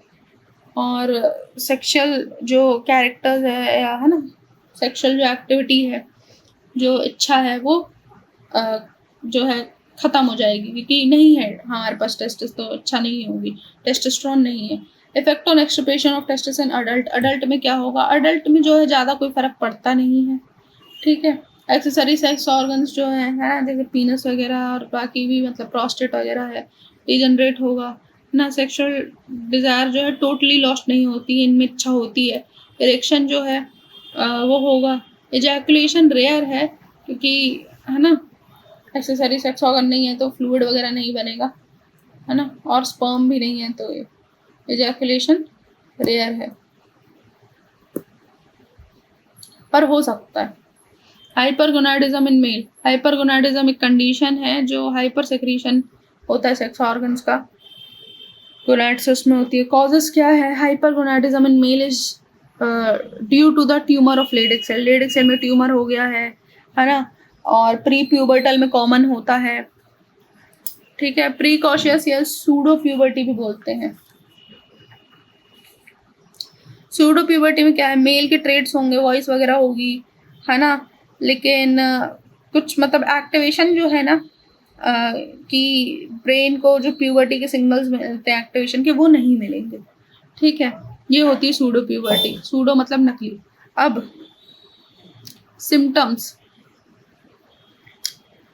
there is a rapid growth of musculature and bone, but the height of the person is less because of early closure of epiphysis, early closure होगा epiphysis का, है ना, तो हाइट जो है वो कम रहेगी, है ना। देखो हाइपरगोनाडिज्म में ज़्यादा हो रहा है यहाँ पे, हाइपर मतलब ज़्यादा, ठीक है। देयर इज एक्सेस डेवलपमेंट, ज़्यादा डेवलपमेंट हो जाएगा सेक्स ऑर्गन्स का, सेकेंडरी सेक्सुअल कैरेक्टर्स का, ट्यूमर जो है ना, उससे क्या होगा, ट्यूमर क्या है, एबनॉर्मल ग्रोथ होगा, ये ज़्यादा ग्रोथ हो गई है, पता नहीं क्यों एबनॉर्मलिटी में हो गई है ग्रोथ, तो ट्यूमर में जो है ईस्ट्रोजेनिक हार्मोन जो है वो सब भी ज़्यादा हो गए, टेस्टोस्टेरोन भी ज़्यादा हो गया है बेसिकली, ईस्ट्रोजन भी ज़्यादा हो गया है, अजीब सी हार्मोनल ग्रोथ हो गई है, तो क्या होगा कि गायनेकोमेस्टिया हो जाएगा, इनलार्जमेंट ऑफ ब्रेस्ट जो है ना, इन मेल्स होता है तो सेम गायनेकोमेस्टिया बोलते हैं, गायनेकोमेस्टिया की कंडीशन भी आ सकती है। हाइपोगोनाडिज्म, हाइपो मतलब कम, कम अगर हार्मोन प्रोड्यूस हो रहा है तो क्या होगा, फंक्शनल एक्टिविटी कम हो जाएगी, है ना। क्या क्या चीज़ें हो सकती हैं,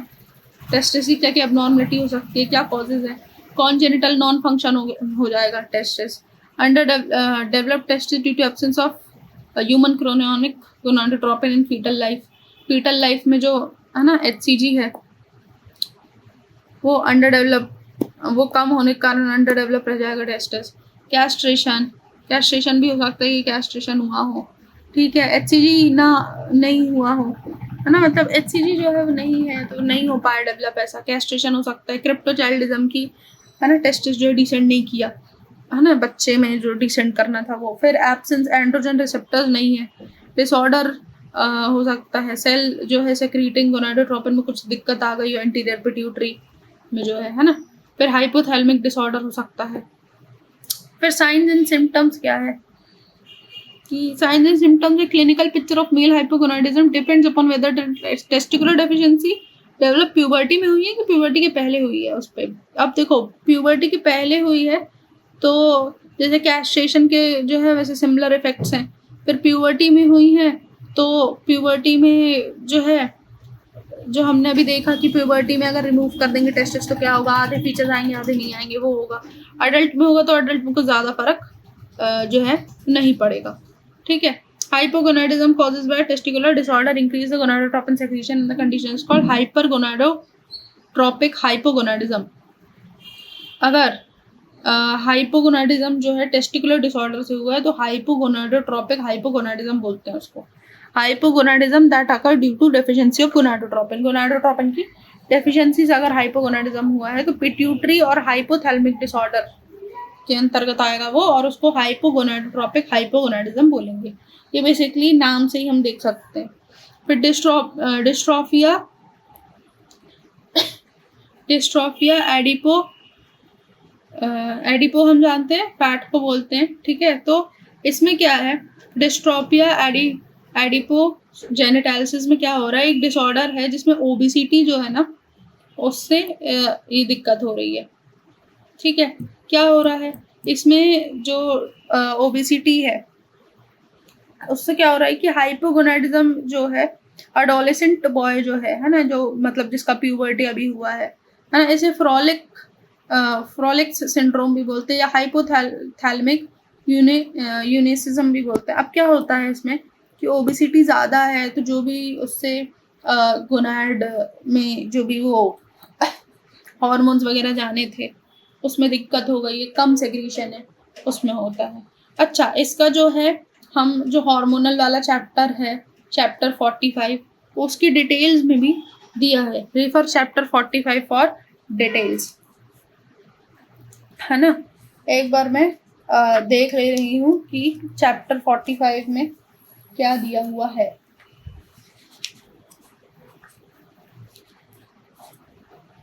जस्ट अ सेकेंड। जो हमारा वो वाला चैप्टर है ना, पिट्यूटरी एंड, है ना, हार्मोन्स वाला, एंडोक्राइन में एक्चुअली दिया हुआ है।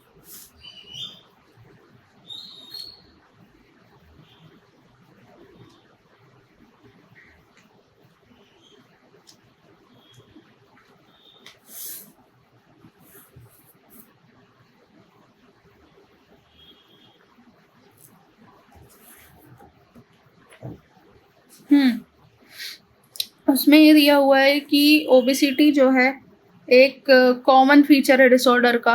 Due to the abnormal stimulation of feeding centre the person overeats. देखो इसमें क्या होता है ओबेसिटी से कि इसमें ना पर्सन ओवर ईट कर रहा है, ज़्यादा खा रहा है, ठीक है।